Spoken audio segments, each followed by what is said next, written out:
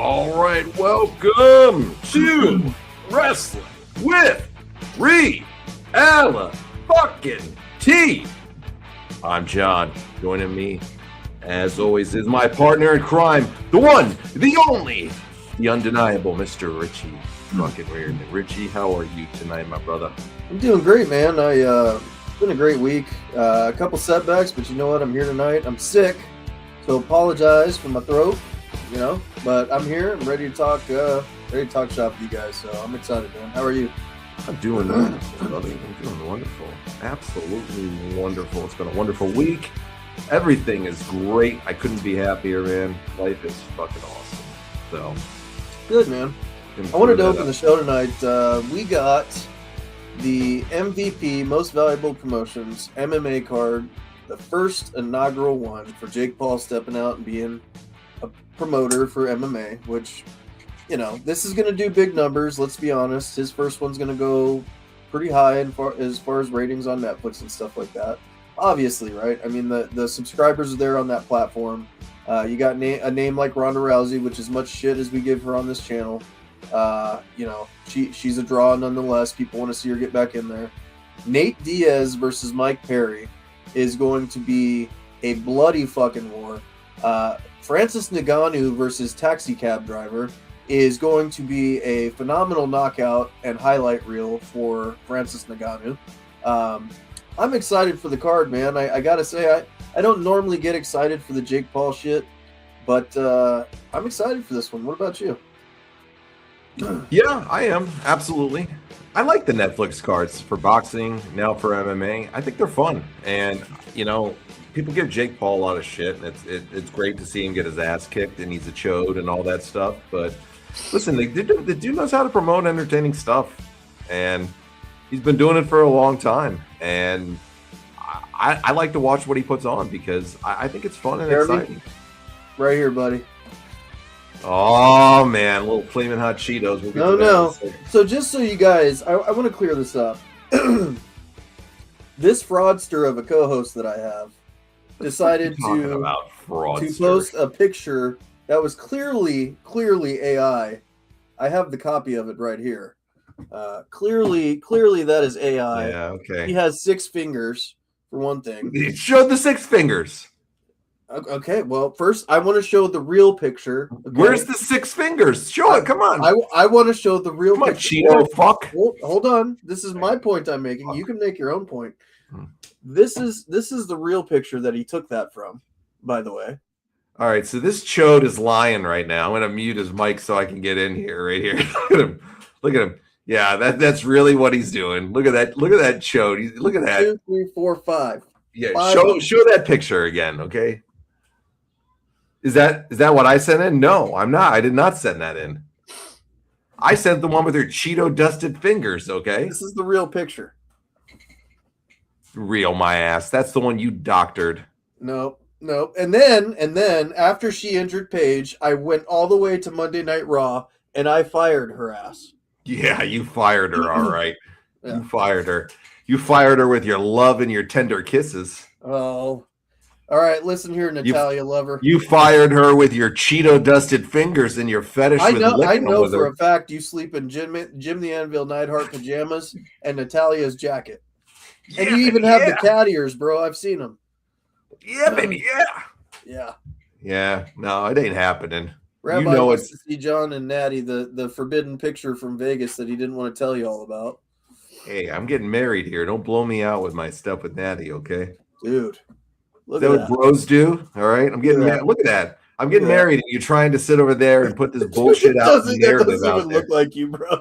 I know. That's a bad AI of me, man. If I still looked that young, I'd be quite happy. And if I was that skinny, I'd be quite happy, okay? Dude, that shit cracked me up. I was like, it doesn't even look like him, but it's so good that it's bad. I wish I was still that thin, and I wish I was still that young looking. So yeah, that's what I'd be very happy with that one. It's good to see you guys though tonight. Rabbi, my friend, good to see you. Jeremy, good to see you. Hope everybody's having a great week. All joking aside here. It's going back to the MVP promotions thing though. I'm excited for it, man. Like I said, they put on a good card. I can't complain with what they do on the boxing side of things. Jake Paul's an entertaining guy, so I think this will be an entertaining card. let's make no mistake about it here. Gina Carano is going to get absolutely fucking annihilated. And she's going to get tossed on her fucking head within 10 seconds, probably. Could you, yeah, that's going to happen. But could you imagine if it stayed on the feet and Ronda tried to prove something? Oh, bro, dumbest move she'd ever make. Even an old Gina Carano would wipe the floor with her. She sucks. Go watch her shadow boxing. Oh, she's horrible when it comes to throwing hands. Dude. Stick with your bread and butter, man. I'll never forget that when I asked Dan Severn when I did the show with Dan. And I'd say, people say your striking wasn't that good. That was the question or something like that. He's like, it wasn't. It wasn't designed to be. He goes, I wasn't a good striker. I sucked, basically is what he said. He said he had never threw a punch before he threw it in the first UFC, like ever at anybody, never had any training. That's insane.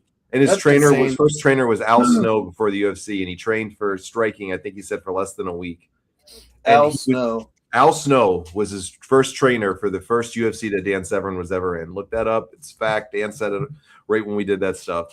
But Dan said, I remember when I was asking about striking and people would say, you weren't a very good. I wasn't a good striker. You know why? Because I stuck to my bread and butter. I was an amazing wrestler. I'd grind and pound you and beat the fuck out of you down that way, basically, in a nutshell. You almost went Irish there. I ground and pound you. Ground and pound you and beat the fucks out of you. Beat the fucks out of you. Beat the fucks out of you. No, but he'd say that. You'd stick to your bread and butter. His was wrestling. Ronda's bread and butter is judo, and get them to the ground and tap them out and break their fucking arm. Jeremy, I'm sharing the same punishment right now, brother. So we'll sniffle together. As long as you can tolerate my sniffles, I'll tolerate yours, buddy. Well, if you're having a tough time breathing too, man, you should get yourself, if you can't breathe, to the fucking hospital. That's for you boys. All right. Yeah. We don't want anybody taking their last. Well, I'm a five-time COVID champion, baby. I've had it 5 times. 5 times. 5 times I've had COVID.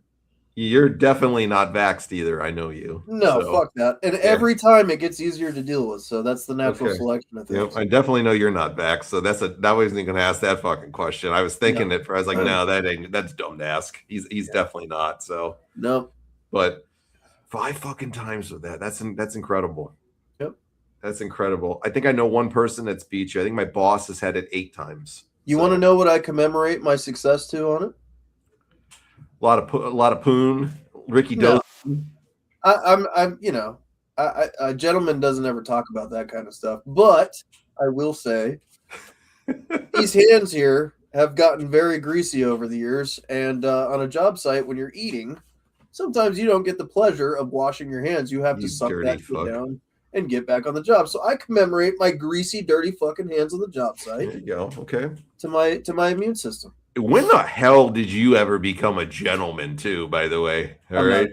You're not at all. You've seen me suck down tequila like it's fucking water. I'm not gentleman never says that stuff. Well, when I fucking met one, then we'll go with that, all right? Yeah, greasy with Cheetos is right, Rabbi. That's for sure.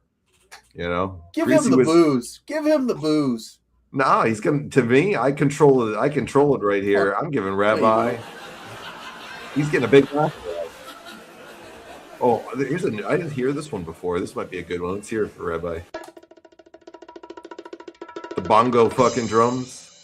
No, this is more Rabbi right here. Rabbi. No, this is more Rabbi right here. A little gold dust. No, not even close. Not what even is it? Close. Here.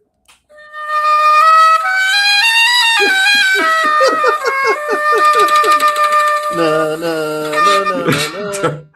We're turning that racist shit off right now. Fucking asshole. We ain't doing that one. Yeah, the bongos are pretty good for Rabbi, too. It sounds the same. No, I prefer the applause for him, though, this evening. He said Richie wins. See, Rabbi's a good sport about it. I never want to, like, Richie likes to take it a little farther than me sometimes because he can get away with it. So as long as I know somebody can handle it, I won't censor ever, Yeah. So I know you can handle it, Rabbi. That's what I like about everybody here. Nobody's a bunch of candy asses. Yeah. We're having a good time. Enjoy yourselves.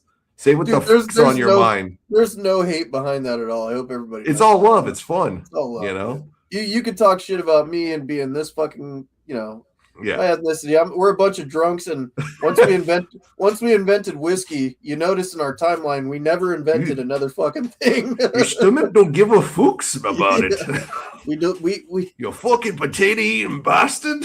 we developed whiskey, and that was Yeah. it, man. There was no more inventions after My that, people, so. the fucking Vikings, just raped and pillaged the fucking village and drank themselves into an oblivion. All right, hit me with anything you got. Yeah. We're fucking scum of the earth material. My people, all right. We're scum of the fucking earth, and we admit it. You know, we don't hide that shit. Absolutely. We drink our skull. Did you know that one of the mini housings was Taz? Oh, all right. So I want to throw something out here about Taz. So I did this for Rewind, and he's not even fucking here. I expected him to comment on this. He's the goof of the week this week. Just, we'll go over that. We'll get to that in a bit. Maybe we'll give him a little bit to get on here so he can defend himself, hopefully, for this that you're about to give him. I put this clip up today on the Facebook and on the YouTube, and it got some nice traction. And good day, Laza. Nice to see you, my friend. What's up, Laza? It gets some nice traction on YouTube. We get about 700 hits on YouTube. I'm thinking Rewind is definitely going to comment on this and not a damn thing. You know, I know he's going to seen this, or he's probably seen this by now. I'd like to think he would. I put it up especially for him, and the clip is Taz making his WWE debut when he choked out Kurt Angle. I put it up for him. And then I have to say this too. In his defense, this will be great for him and his ego, but I wish he was here to say this.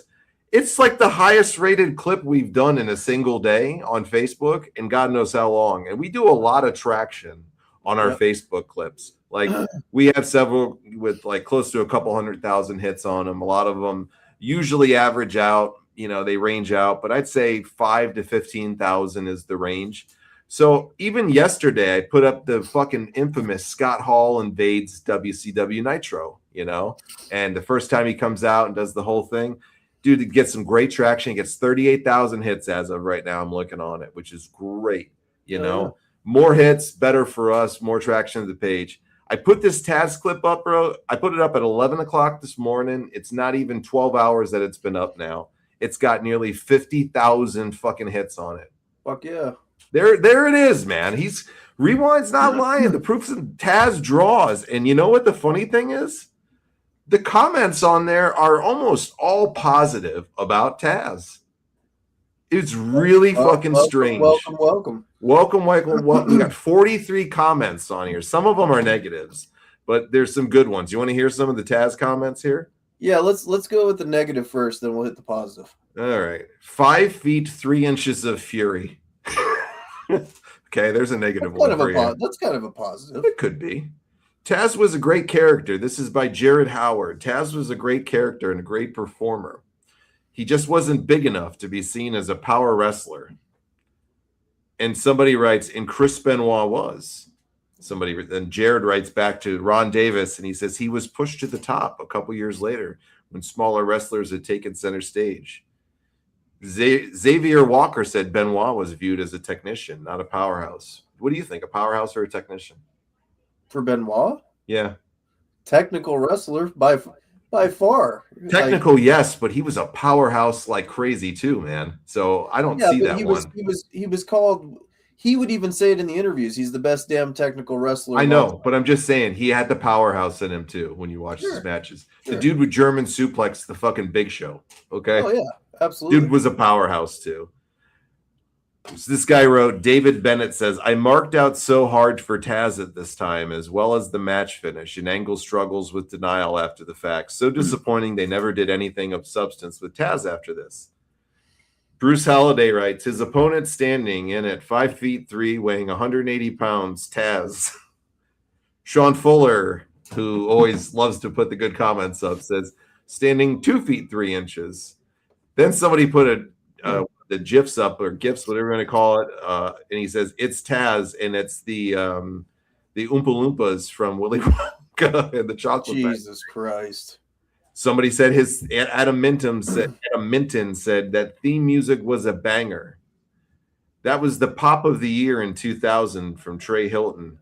Matt Bronham said that is up there with one of the greatest debuts of all time, and it pretty much went nowhere. I don't know how that's one of the greatest debuts of all time, though. That's I don't either. That's really fucking pushing it, Matt. So Yeah. Thanks for the comment, though. Beat me if you can, survive if I let you. I could never understand. This is from Robert Hamilton. I could never understand why Taz hardly ever got in the ring. Ryan Jarvis said, my goat at the time. Another one with Taz as the goat. Sean Fuller his writes name's back Ryan to this. Jarvis. That's probably Rewind's a fucking burner. I have no idea, but that's not his name, and he doesn't have a Facebook, and it's definitely not him because Ryan Jarvis. Does Ryan Jarvis have a profile picture? Yeah, Ryan Jarvis is a balding, beer-bellied, old white man with a very young and fairly pretty girlfriend here. If this is his real girlfriend here, she's fairly young for him. So, or it's his wife. I'm sorry, but yeah. Somebody wrote in German for Lars Michalowski said, there he was. I'm translating this from German. There he was, exactly what you wanted to see, and got completely smoked. I don't even know what the fuck that means. I don't know either. Chris Losey said, this is when they realized he's too short to be a top guy. Still love the fact, this is from Ian Tushy Rushworth. Still love, I guess. Still love the fact that the Shield's entrance theme was simply that of the Taz theme slowed down. I don't see that, do you? No. Taz was underwhelming, but okay as a commentator. They nerfed Taz so bad. What does that mean? Fucked up? Okay. Yeah. Taz in ECW was a bad motherfucker. Taz sucked. This is from David Rivera. Taz sucked. The gimmick was not for him. His mic skills were mediocre, and the looks were below average. Jamie Lloyd said, give him 2 months, and he'll be an absolute fucking jobber. For the record, I love Taz. I was gutted it didn't work out for him. A lot of Taz fans here. I'm going to be honest. The Taz talk puts me to sleep. Obviously. I think you're texting on your phone, talking to your fucking buddies or something. That's the Taz talk right there, though. People liked him. He was in TNA? Oh, he was in TNA. That's right. Yeah, he was there for a good while. What's going on, Raymond? Good to see you, my friend. Raymond? Having the property base in place with a new vanity at my property. Please keep it. You got it. We've been praying for your colon, and we're praying for your bathroom, dude. Taz never wrestled in WWE. He did wrestle in Wee Wee Wrestling Entertainment. All right. Wee Wee Wrestling Entertainment. Okay. Love the Taz WWF debut. Thought he could have been like Goldberg if WWE. I never could have thought he would have been like Goldberg last. Ain't no fucking way, brother. I know he was a bad dude in ECW in the bingo halls. That's where kind of I got to go with it a little bit. But yeah, Taz returning as Taz to win the ECW title for Mike Awesome was good. Love Taz and TNA as Samoa Joe's mentor. Isn't Hornswoggle really Taz? Rewind's not even here to defend himself again. You know, he showed up one time. Just doesn't go. He's not going to come back again for at least another 6 weeks.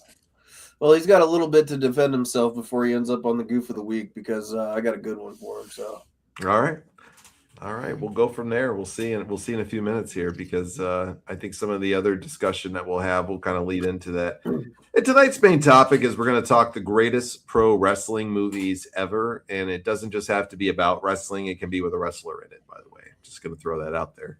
Because we'd be kind of limiting ourselves at that other one, but can include anything with wrestlers and B&A movies they've started, and that says a lot because there's a lot of wrestlers that have done a lot in Hollywood now at this point. So for sure.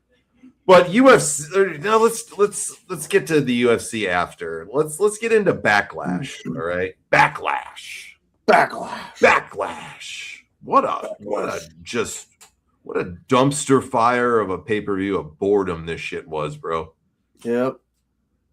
Awful. Got us all excited for a John Cena moment. It was pathetic. They announced a fucking tournament. Said it was like the most legendary fucking thing. It's like, dude, Ricky's in the house. We haven't seen you in a little bit, Ricky. Our Doomsday reporter Rand's in the house too. Rand. It really did. It cured fucking insomnia. There's not even much to talk. I mean, Danhausen was probably the highlight of the night for me. Okay, did you like that? I don't like the midget stuff. You know, I never have. But I like Danhausen. So I mean, that was That was literally the upside of the show for me. This was the best they could do from, this whole They should tease have of had who's going to be John his Cena. partner. They should have had John Cena come out. There's no way he was going to break that, bro. That means too much of him. Like he's not gonna get in the ring again. But they could have done way better than a bunch of midgets, They bro. could have done something, man. What made them think? I mean, some people like this. I put this up on our Facebook and I put it in a bunch of wrestling groups. And I took a lot of shit for this because I said I love Danhausen too, okay? I love Danhausen. I think he's hilarious. I think he's funny. I think he's great. I think I've been a bigger Danhausen fan for way longer than most people. So just going to throw that out there. I've been watching him for years. And I thought he was a goofball at first too. And my buddy Daniel got me into him and I love him. So I took a lot of heat for this because I put it up on Facebook and I said, this is the best you can do with his shitty pay-per-view, basically, is what I said. This pay-per-view sucks, or PLE, whatever you want to call it. It sucks. It's boring. It's not entertaining. It's not that fun. I don't like it, in a nutshell is what I wrote. And people were like writing mean shit back. Okay, here's exactly what I wrote. This was about Danhausen's thing. I love Danhausen, but this show tonight is plain trash and garbage. It's beyond awful of a show from beginning till now. What are your thoughts on Backlash so far? So first thing I want to throw it out there is all the negative Nancy's is I do this shit for a reason to get engagement to the post, and I want to have conversation, but you don't got to be mean about it when you write it. I got called a fucking toad by this guy because I, didn't. Toad? Yeah, and then I put his picture up and I had a little fun with him because he's a fucking toad-looking goof himself. So just had to throw that out there. If you're on Facebook, go look at it. I roasted this fucking doofus, like people take it way too. There he is. Oh, shit. There he is. Oh, right. Shit. He's here. He was on the phone with his mom. Yeah, right. Good guy. You had to take your yarmulke off real quick. That's what it was. Oh, there you go again. All right. But I love Danhausen, but I thought that this was trash, what they did with him, with bringing out the fucking midgets, okay? I actually got to say, I think Kit Wilson's funny, from that match. I think he's funny. I do. I think he's funny. I think he could do something with them a little bit. He's kind of funny. But this was an awful match. And then they brought El Torito back, the guy from years ago, and, put him in a fucking Danhausen outfit and then bring 10 more midgets out afterwards. This was campy. It was garbage, and I didn't like it. The show was boring. The last match was good. It was good, but the bullshit finish was retarded. Yeah, I still think if you're keeping Roman Reigns off all next month, you might as well have gave a small title run to fucking. Okay. All right. So we're just gonna fuck Backlash. We're just gonna jump into this. Backlash sucked. Okay, let's sum it up. Backlash sucked. Backlash sucked. Yeah, it sucked. It was boring, and people got pissed off because we didn't like the fucking shit. It was terrible. Yeah. Now, what do you want to say? All you fucking WWE marks out there that lick WWE's asshole and won't fucking talk shit to them about anything that they're doing wrong. You keep on doing you. Rewind, I think, is a severe candidate for the goof of the week. What? Yes. Rewind. There's a reason why. Okay. Should I sound off first for the goof of the week? Well, let's. I'll let you decide. Okay, got it. I mean, we've kind of already talked about it, and you've kind of already made your opinion known to me. But so Rewind decides that we're gonna have a conversation late at night. By the way, with the music down and the TV off and the serenading tones in the background. No lotion. Were you talking about how great Ricky Dozon was? That's just life. I'm not texting you if you're not a fan of Ricky Dozon. So okay, thank you. Greatest icon in wrestling, by the way. So damn right. Fucking Rewind and I are having a conversation back and forth. He's talking shit about, Nate Diaz this and Stockton 209 that bitch, and I'm gonna Stockton slap you, and I'm saying no, Mike Perry's gonna beat his fucking ass. And we're going back and forth. This guy, we start to fantasy book a little bit. And it's with Conor McGregor, so I'm engaged in it already.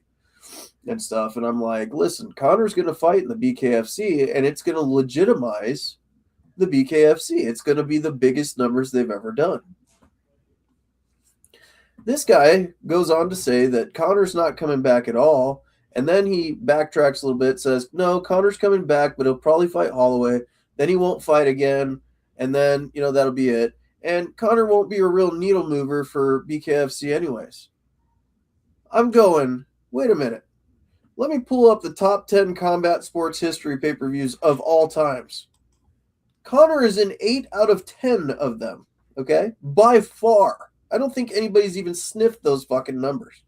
They might this weekend. They might. He might be in 7 of the 10 after this weekend. I'll give him that. But what I will say is, if you're out there and you're thinking that Connor's name attached to the BKFC won't be the biggest event they've ever done, or the biggest fucking news articles they'll ever have, or any of that, dude, you did. I have the text message. I put rewind. This is just for you. I put the stream link if you wanted to come on and defend yourself against this blasphemy from this gentleman right now. Just if you were agreeing with me, you goof. If you don't want to come on, I understand. Or if you're busy, I get it. So this Natalia smelling ass. I'm listening to everything here as you're presenting it. I'm being a fair critic. Messages. I know I heard some of it, but I want to hear more from this. Okay. Okay. All right. He's going to throw some clothes on. Put some clothes on. Put your yarmulke on too. Okay, so now he's talking to mom. All right, wait for him when he's ready. Okay, he's going to be ready in a minute, so wait for him so we can have this discussion. I'll wait till you're decent. Get your lotion. Because we basically we were talking about this too. It's like the going back to Backlash while we're waiting for Rewind is wrestling is so bad to me right now. It's hard to talk about some of this modern shit that's going on right now. So it's pretty bad. Yeah. So we're coming up with some other topics sometimes to kind of add into the wrestling guys. So some of it's hard to draw some good topics. So if you ever want a topic for wrestling and you have a good idea, drop it on us, because right now with wrestling being so bad, do a trivia night here pretty soon. We have to. We will definitely add to it. So that's for sure. Next week, I want to do a Nitro watch along because I've been going down a WCW rabbit hole lately, and I just want to watch a little Nitro. You do that every 6 months. What's that? You do that every 6 months usually. With the WCW rabbit hole? Absolutely, bro.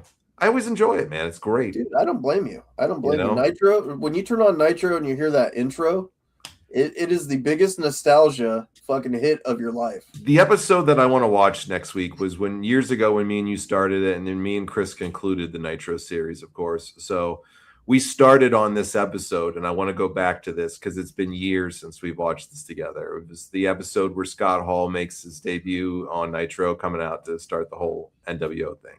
So throw that out there. That's the one I want to do next week. And then we can come up with a topic, and we can do a little fantasy book in here, and then we can do a little or we can do a little trivia. And trivia doesn't always just have to be wrestling, too. We can do other types of trivia sometimes, too. You know? So we'll sprinkle some of that in there, but I like that. Next week, you down for some Nitro, though? I'm down for that. That episode in particular for me is very special because that's the. I mean, I had wrestling trickled in from my older brother a little bit, before that, prior. But once I watched that episode and Scott Hall jumped over that barrier in his denim outfit, got in there with the cool hair and the toothpick and the everything, bro. That was it. It was a solidified WCW kid from then on. Probably until I saw Stone Cold in '98, So what a moment it was, right? Yeah. What a moment it was, man. It really kicked things off. And it's funny to go back and look at that time at WCW. It really wasn't that good as well. It really wasn't. There was some real shit stuff on the show, man. There was always at least one or two horseman segments every one. Then they were Rick yelling into the fucking camera for the 9 millionth time, just it was the same shit. And then the NWO really started taking it off in 97. It started to get better at the end of 96, but we had some really shitty pay-per-views in 96 too. We had a lot of fun back in the day, though, watching that shit. It was kind of fun to go back. It was fun, dude. I even enjoyed some of the cornier episodes because we would laugh pretty much the whole time. Yeah. A lot of the outlandish characters they had before the NWO and stuff. And, you could really tell that Eric Bischoff was really formulating his plan. Yeah. And you can tell exactly when it kicked in and stuff like that. So For me, Nitro is always fun. I'm totally. We haven't done a watch along in a long time. I don't want to make it a regular thing. No, absolutely. But definitely watching that episode sounds good to me. Those Nitros are always some of my favorite content I've ever done with you and Chris. Like hands down. Like those are some of my favorite moments.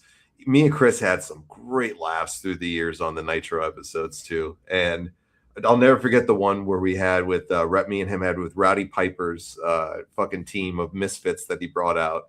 And it went on, the segment went on for like 20 minutes. It was the worst shit ever, Rich. And I don't know if you remember this part. And then the next week, they just acted like the whole thing didn't happen. And this team of misfits that he's got, of random fucking people, is just gone. And the Horseman's with him, you know? Just WCW. I got to say something here because this is a point that was brought up by Laza. And it's a good one because a lot of people share the same opinion. Scott Hall's match with Stone Cold Steve Austin at WrestleMania. A lot of people say that it didn't live up to what it should have been. And, you know, to some extent that's true. But to some extent, for me personally, I loved the match. I thought it was great. You know, I know Scott Hall wasn't completely there. And, you know, he was definitely amped up on drugs and stuff like that at the time. But for me, the story that they were telling during the week, having Stone Cold and The Rock involved in it, I thought the match lived up. I don't know why people give so much shit about that match. I thought it was great. And Scott Hall took one of the best stunners of all time. 2 of them. I don't disagree. I thought it was decent. I didn't think it was anything spectacular to me, but the Mulkeys, absolutely. You got to love the Mulkeys. Back in the day, I was watching Raw, but Tape and Nitro at the same time. Those were the days. You got that right, Raymond. People who are young now, they didn't realize how awesome we had it back in the day when we would go do that shit, or you're flipping back and forth. Speaking of WCW, I never share my thoughts. Take the reins real quick, Johnny. You got it, buddy. On my WCW idea. John, if you have your phone on, can you read my idea in theory? Okay. Let me see. Let's see. Which one was it, Jeremy? There's a few things in there, so I don't know which one you're relating to. So type that one in, would you? And then I can discuss that. Jason, what's going on, man? Well, this idiot's out there taking a fucking whatever break he's doing. Let me bring you on. How's it going? It's going. Richie's talking a lot of shit. That's what the fuck's going on. Did you see that tribute I put up to you today on YouTube? I did. I got home like 15 minutes ago, 20 minutes ago. My mom called. I put you guys on the background. All right. And I was very disappointed that I did not get a comment from you on that. I put Taz's debut up for you. Which one? ECW or WWE? WWF's debut. Greatest entry of all time, hands down. There was a few that agreed with you on the Facebook too, bro. You mean 97% of wrestling fans? A lot of them, yeah. Did you hear the numbers on what it was like in regards to like Scott Hall and NWO? Okay. So we had about 700 hits on YouTube, which is nice because YouTube's a hard medium. Yeah. But Facebook is where we draw our numbers usually. Rewind for us. We did like 2.5 million views total on all the clips we put up last month. To preface this a little bit, we do good hits on Facebook. It's easy. We do good, but some do well where they'll knock it out of the park, and then some will hit a couple of thousand. 1,000, 2,000. Those are the low ones usually that will get rewind. Now, most of them average out between 5,000 and 15,000, I would say. All right. So big hits will get. Last biggest hit we had was around 200,000, and that's a good one. Yeah, a really good one. And it was something with The Rock, and then I did one with Hulk Hogan, a couple of them that hit close to 200,000. Mick jumping off the cage was about 100,000, 115,000 for Hell in a Cell. So these have been up for days though to get this number. Yeah. So I put up yesterday Scott Hall invading Nitro for the first time, that clip, and it did great. 38,000 views since last week. Taz, I put up this morning at 11 a.m. Eastern time, and now it's 10 o'clock Eastern time. Almost 50,000 hits on it, taking out Scott Hall. I mean, that's a beautiful shirt there, bud. It really is. It really is. The drawing power of your GOAT and your hero is undeniable, bro. I don't know if I would say hero, but he's the greatest Ricky Dozo? of all time. Yeah. It goes Ricky, then the GOAT. Where did you get that shirt, man? That is awesome. Pro Wrestling Tees. Okay. Dude, I'm still on the hunt for a Nicole Bass shirt. Okay. If you want me to send you a link, there's a Nicole Bass shirt. I can send it to you. Is it her flexing like a knockoff one? Yeah. Yeah, I've seen that. I'm looking for like a legit like her all. Yeah, I'm Like looking the for a Linda Nicole. McMahon type. Yeah, dude, I Yeah. look for a Nicole Bass shirt probably every other day when I'm at work. That's awesome. Hell That's a yeah. lot of love right there for It's a lot Nicole of love. Bass. Probably like 14 So hours so a what day. so what attracts you to Nicole Bass, and would you use your lotion to rub her arms? I would rub more than her arms, first off. Second off, smart, beautiful, easy on the eyes, athletic, great What voice. about this region, like right here? Her perfect nose, is that what you're trying to say? Her perfect That's not a petite nose. okay, I'm brother. very confused. I'm very confused, Richie. Well, What welcome, are you trying to welcome, say? welcome. Would you Jeez, sniff her armpit rewind? Would that be something I'd you'd sniff be a lot into? more than an armpit. You know, guys, we know what we're talking about. man. Would you wear her shorts? They might be a little bit big on me, so probably not. Yeah. Okay. Jeremy, I have no fucking idea which one you're talking about. I do not see it, so I don't know. You'd have to type it out, and then I could post the question. I'm sorry, I can't find it, buddy. What's going on with you two beefing, all right? Dude, I don't know what the fuck Richie's smoking, or it's just my dyslexia, but okay. I got my phone right here, motherfucker. So let's pull this shit up. First off, Uh-oh. first Yeah, off, let's Connor's do it. never gonna fight and be a bare knuckle. Period. He's not. That shit is fucking brutal, dude. I don't know how the fuck is Okay, sanctioned. hang on. Okay. Take a deep breath. All right. Why do you think that Connor would not fight in his own brand? Because here's why I pose this to you, okay? I'm going to chill sun in you real quick. Why would he not add more money into his wallet knowing he's the biggest draw in combat sports by putting that name on the marquee of BKFC, knowing his stock is going to go up in the company, knowing it's going to be the biggest media exposure of all time for that company, getting more sponsors just by his name. I'm not saying this because I'm a Connor fan. I'm saying it because it's reality. The guy draws numbers. It doesn't matter. He's like a Nate Diaz, but a bigger name. You go back and watch their interview and stuff. He's the Money Mayweather of MMA. Okay, you attach his name to any of it, it's going to take off. It would only behoove his wallet to fight in his own company and put the stock up, even if for just one time. I just never see it happen. It's too fucking brutal, dude. It's too fucking brutal. I don't think they'll ever get a major UFC is sponsor. brutal. What? UFC is brutal. Not like this shit, dude. Look at Luke Rockhold, dude. Busted his jaw and quit right there. Look at Paige.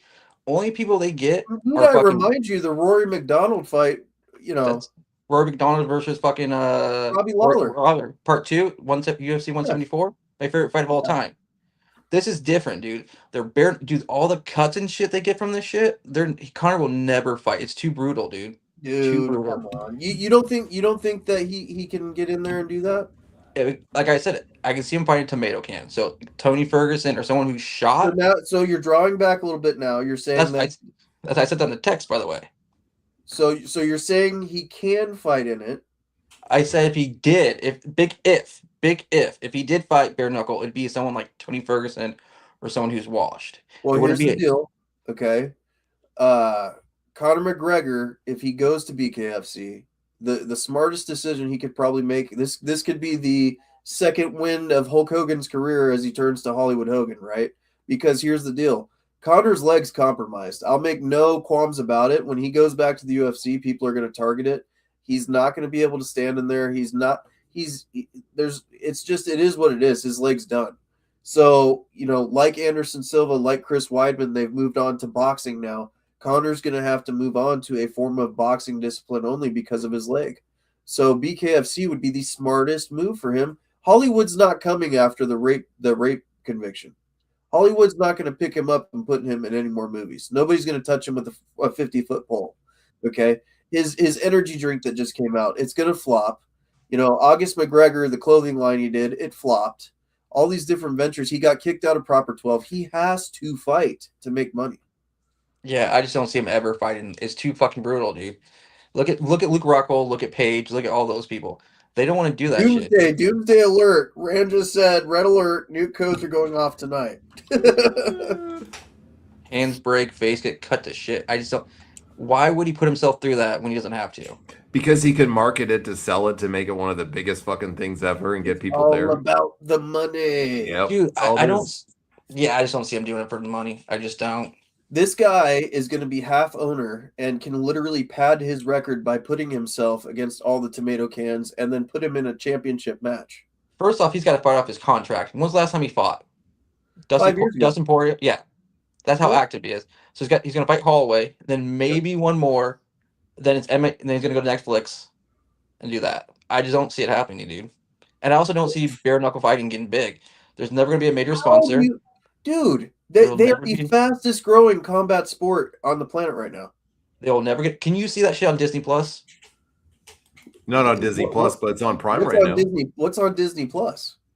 I'm just saying, like Disney Plus has fucking ESPN and all that shit. Can you see it getting a major sponsor? I think Dazen was a pretty big get for them, but I think they could go even further. I think Netflix would pick them up. Yeah, I think Paramount. I think Paramount wouldn't pick them up, obviously, because of the UFC partnership. But with Conor having Dana in his pocket and stuff, you never know. They could put it on UFC Fight Pass. They could put it on all kinds of shit. I think it'll be like it's a niche audience. It's just like fucking the slapping shit. I don't see it getting like huge. ECW. Yeah, just like ECW. TNA couldn't get a fucking major sponsor because of the words TNA. You think their bare knuckle boxing is going to get a major sponsor? Well, you want to know the interesting thing about bare knuckle boxing and looking it up is it was almost bankrupt a long time ago, right? So And also, sorry, continue, John. I was gonna say they were almost bankrupt when they really started building it. It was almost bankrupt. The UFC was as well. Absolutely, that's when you're building a successful venture. It's worth the valuation of it as of 2024. This is just an article I just saw from the owner is $400 million. $400 million. The owner's also a fucking idiot too. What was it, the first car they had? He fucking said he was going to pay the dude because he didn't come forward. Remember that shit? I don't remember that. Yeah, I remember the card where the guy died and fell. When he got knocked out, he fell on his neck and broke it. There was like one of the first cards. Some guy was fighting. He didn't come forward. He didn't march forward. He said he gave a shitty performance, so he's not going to pay him. That's illegal, dude. That's some dumb shit to say. I just don't. It's a niche audience, dude. I don't see it getting huge. I could be wrong, but I don't think so. I don't think they'll get a major sponsor. I think you're way wrong. I think you're way undervaluing the sport that is BKFC. I think it's more entertaining right now than UFC. Absolutely. I just don't see it happen. I also don't. Their pay-per-views are free right now too. If they weren't free, would people be watching the shit? Well, the UFC's free right now. Would people? Yeah, but it's on a major streaming service right now. Yeah, but it's like it's like $13 a month instead of spending $100 to watch the thing every time for people. People will spend the $13 a month to stay. And I'll be honest with you, the BKFC started that trend. That's why the UFC went that route. Yeah, I just don't see it. It's too brutal, dude. It's just too fucking brutal. They said that about WWE. They said that about the UFC. They said it about boxing. It all had a starting point. All of it. I just don't see it happening, dude. We'll see what happens. I could be wrong, but we'll see. Think of the asses if Conor gets in, though. But Rewind, you mentioned a good point. He's got 2 fights left on his contract, first off. I think, to be honest with you, I think Dana would be willing to let him out of his contract. Thank you. I said the same thing. I said the same exact thing. They're not going to let the biggest draw out of their fucking contract. He's a pain in the ass to them. Here's what you do. Here's how you parlay that deal, okay? And Dana's a smart businessman. He knows that Conor's leg is fucking done for. He's going to give him an opportunity to get in there, see how this goes, right? But he already knows. He already knows the writing on the wall. Conor is done in mixed martial arts. So what you can do to parlay this deal is you sign BKFC up as something on the UFC Fight Pass or something of that nature. So Dana gets that. You get the old library, right? Or you negotiate something of that nature. Because they've talked already. They want a partnership up. You could even do BKFC crossovers with MMA and stuff like that. But even furthermore, you have a Legends type deal or a spokesperson type deal with Conor McGregor. And that gives you the likeness, the content, the everything of him. You can sell the merchandise still, all that stuff. That's all they're using him for anyways right now. Yeah. But Conor's in the end of his career. His fun fights. This is what he's going to be doing. The Holloway fight, Chandler fight maybe, Diaz fight maybe. Who knows? But they're not going to let him out of his contract. He's going to fight again. They're going to offer him another fucking contract. That's what they do. I don't think he re-signs with the UFC. Yeah, probably, if he's smart, he won't. He can fight Diaz and Netflix, and they can.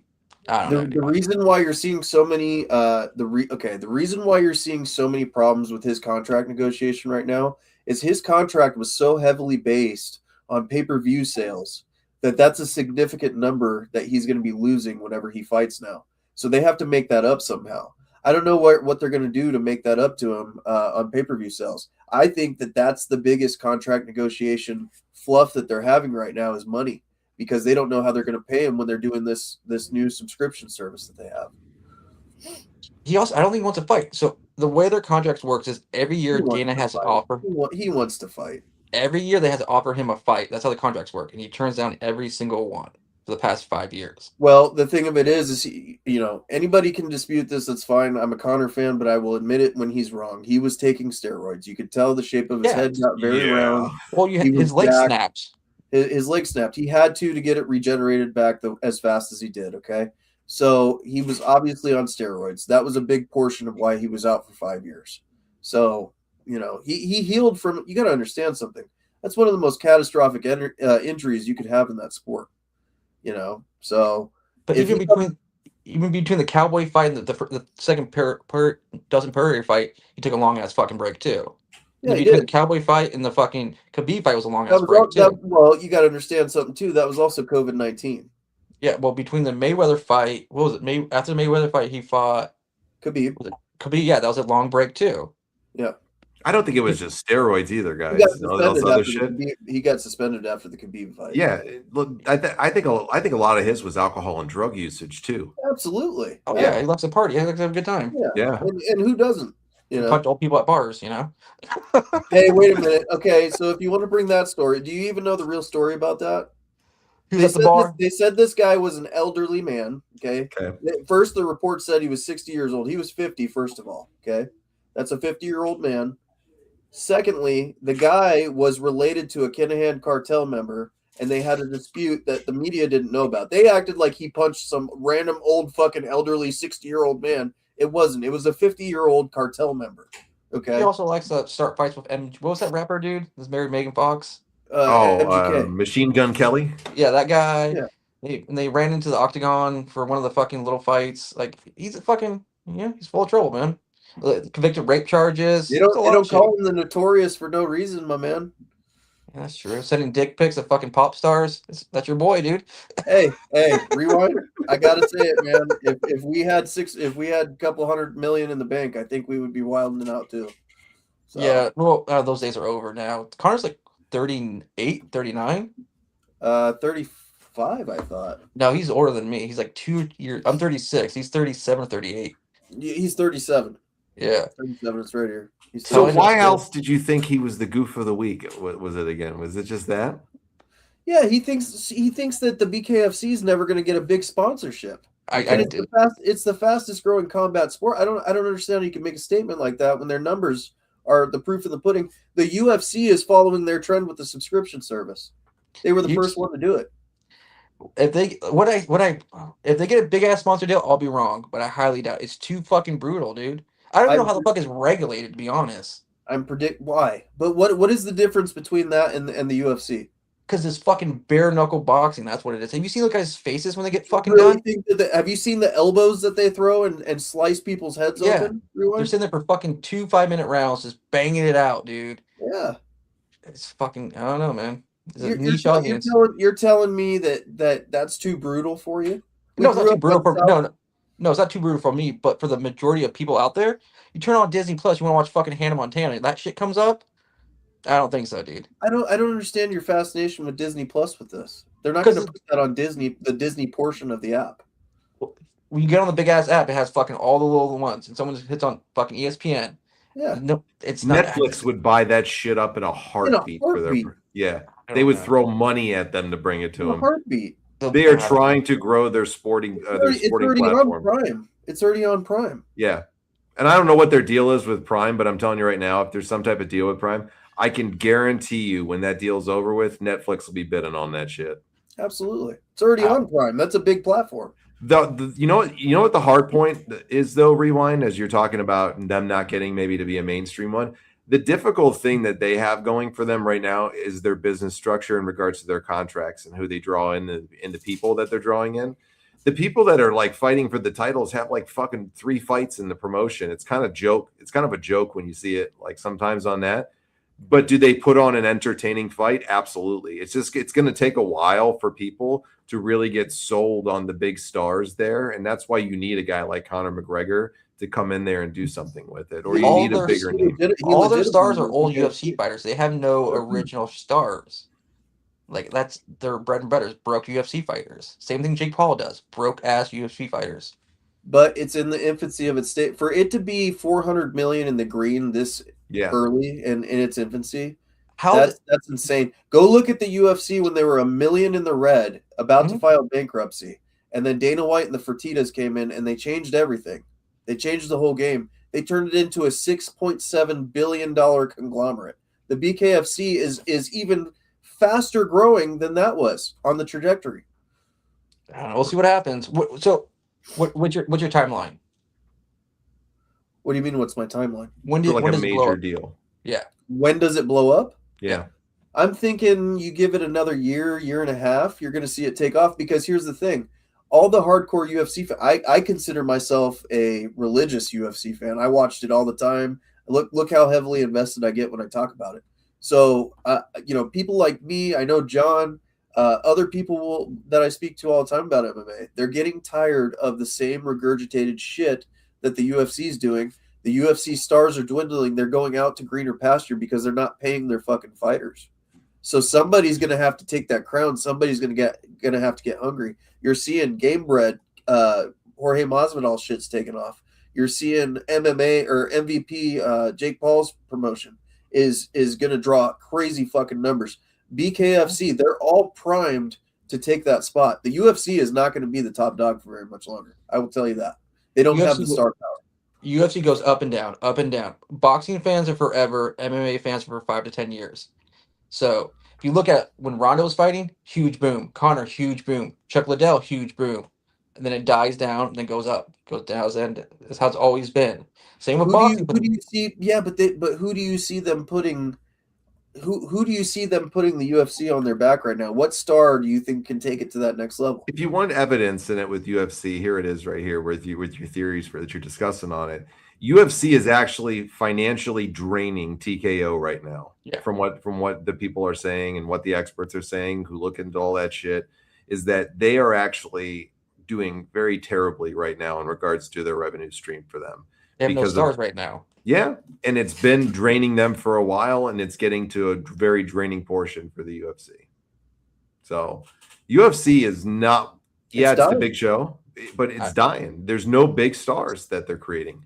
Pro wrestling, it dies and comes up. It dies and comes up. It dies. I think pro wrestling's run into a little bit of a kill shot, though, dude. Honestly, yeah. I don't think we're going to see a bounce back for wrestling. Ever? I don't. I think the IWC, for a majority of it, has literally killed wrestling. I really, in my heart, believe that the internet wrestling community has literally driven a stake in the heart of professional wrestling. Because they're a bunch of whiny doofuses, most of them. And they just shit on it. They're tribalistic, and they want to get involved, and they want to be part of the show, and they want to sit over there and be an AEW fan. There's no surprises anymore. Or they want to be a WWE fan or an AEW fan, and then they just want to shit on the other one just unmercifully for no reason, like they're secretly involved and they're getting some part of this. It's like, it's ridiculous because let's be realistic. Yeah, they're competitors for the major promotions, but they do want each other all to succeed, because the simple fact is, if they're all succeeding, that means they're all doing something right and everybody's making money for them. Yeah, they want to make more money than the others. That's the way it is. It's a fucking business. Let's be realistic. But WWE's dying right now, man. And not financially in regards to revenue right now. That's not where I'm saying is. Creatively, they are. And it's going to have to die out enough with people where they're just going to not tune in to things, and somebody's not going to want to give them content. But the worst part of this all is Netflix is paying $500 million a year or some shit like that to these guys to give shit product. And then they're selling shit product to ESPN, like these garbage cards that they've been putting out. And I don't think that deal's doing very well. I think ESPN's regretting that. It can't be, you know? It can't be. But they're willing to pay that much money for content. That's all they're paying for. They're not paying for numbers and drawing power. They're paying for content because they need it. Because it's going to draw them to something else, hopefully. And the common denominator of it all is TKO. Yeah, they're corporate. Nick Khan's a fucking cocksucker, dude. Fuck that guy. Absolutely. What they're doing at boxing is fucking disgusting. So yeah, I think Zuffa boxing is going to be one of the biggest mistakes that they've ever made. they're monopolizing combat sports. They're trying to get rid of the Muhammad Ali Act. I watched the House hearing. They're gonna go to the Senate. They know what they're doing. They have the biggest lobbyists in their pockets. They know what they're doing. They're changing it. They're gonna make it more like a UFC contract. It's fucking disgusting. And boxing is gonna change forever. That's what's gonna happen. Yep. Now, to be fair and unbiased here, I would have originally given you the Goof of the Week rewind, but as you explained your perspective, I can't go with it because I think, while I agree with Richie that I think BKFC is going to blow up, I think you made really good points that it's not goof worthy. So, You Richie, can make me Goof of the Week if you want. It's fine. no, we have other ones. We have plenty. I wanted him to be in the club with us, man. So I just, like I said, I just think it's too brutal for the mainstream audience. He's going to do it to himself eventually. You think that's a valid point he's making, that it's too brutal for an audience? Yes, I do think it is. I do think that's a valid component of it. You think that they're not going to get a big deal because of that? No, I don't think that. I do think they are going to get a big deal, but I think there's going to be. But listen, there's still going to be a great chunk of the audience that's not going to want to tune into it due to the brutality of it. The same thing with the UFC, though. Agreed. But UFC, they're going to look at it much differently than a bunch of guys that are out there slinging their fucking bare hands at one another like that, I don't know what it is with people and the difference between a little 4-ounce glove and a bare hand when they throw the sharpest part of their fucking body, which is the elbow. Agreed. I get you. I'm not one of those people, but I see their perspective on how people can view it like that. Say you're an upcoming fighter. Are you going to go to, say you're 14. Do you want to train boxing, bare knuckle boxing, or MMA? Do you want to break your fucking hands all the time? Doing bare knuckle boxing, cut the fuck out of your face, wear gloves with boxing, get brain damage, but you can make a fuck ton of money, or do MMA and make decent money? I'll tell you right now, if it was Jake Paul's the smartest out of all of them. I think that he banked out in a big way going boxing. I just don't know who's going to pick bare knuckle boxing unless they have to. What would you have picked if you were going to be a fighter of some sort? Rewind. What would you have picked? The UFC or boxing? Or bare knuckle? Fuck not bare knuckle. There's no money. You can break your hands. Boxing, you can break your hands, but you have bigger gloves and table. I have shitty eyesight, so it'd probably be MMA. I can grapple. Okay. What about you, Rich? I would go the Jake Paul route because you get the most buck in boxing. Yeah. I'm a sicko. I'd go for BKFC because I love the adrenaline and I love the most raw shit, and I would love the bare knuckle component of it, man. But just think about people coming up. Who's going to choose that? You know what I'm saying? I think a lot of people will if you can market yourself out that they're going to make more money. That's the thing. They got to be able. Money, a lot of them. But the fighters aren't getting paid what they're getting paid in other promotions, like for boxing or UFC. I would bet you, in comparison to UFC's pay, I would bet you BKFC's right up there. I don't think they usually disclose their numbers. I can look that up another time and kind of go with it. But I would say, from what I've seen a few times, I think you're wrong on that. I don't think they're close in a lot of ways. I've seen like 2,000, 3,000 type thing that they're bringing them in there for. The UFC pays their lower card 30, guys 6,000. No. 6,000 to show up, 6,000 to win. My buddy, so that's Marcus 12 grand over 6 grand if you're making a 2-2 or a 3-3 to win. 6,000 or 4,000 for BKFC over 12. 12's a big difference, man. That's what I remember seeing. I don't know what it is now though, so I can't comment on that one. But if the way that they're going to get people in and get some of these young stars in, or people to get their own or grow and develop it that way, is they got to be able to pay people that money. Boxing was always popular for boxers and people, and they didn't have anything else because these guys were making the money there. And when UFC started drawing a lot more money and boxing was dying off, that's when people jumped to the MMA style. And it's still not there financially. Boxing, well, it's the way the contracts are done. So if you remember when John Jones was supposed to fight Francis, he said he wanted Deontay Wilder money, right? And Dana said, "You're not Deontay Wilder." John Jones has sold more pay-per-views than Wilder, but Wilder has made a fuck ton more money than him. It's because of the way they do the contracts. Yes. Yeah. Yes. That's why I said I would go boxing, not because I would want to box. I would obviously love to go BKFC over boxing, but the money is just stupid there for some reason.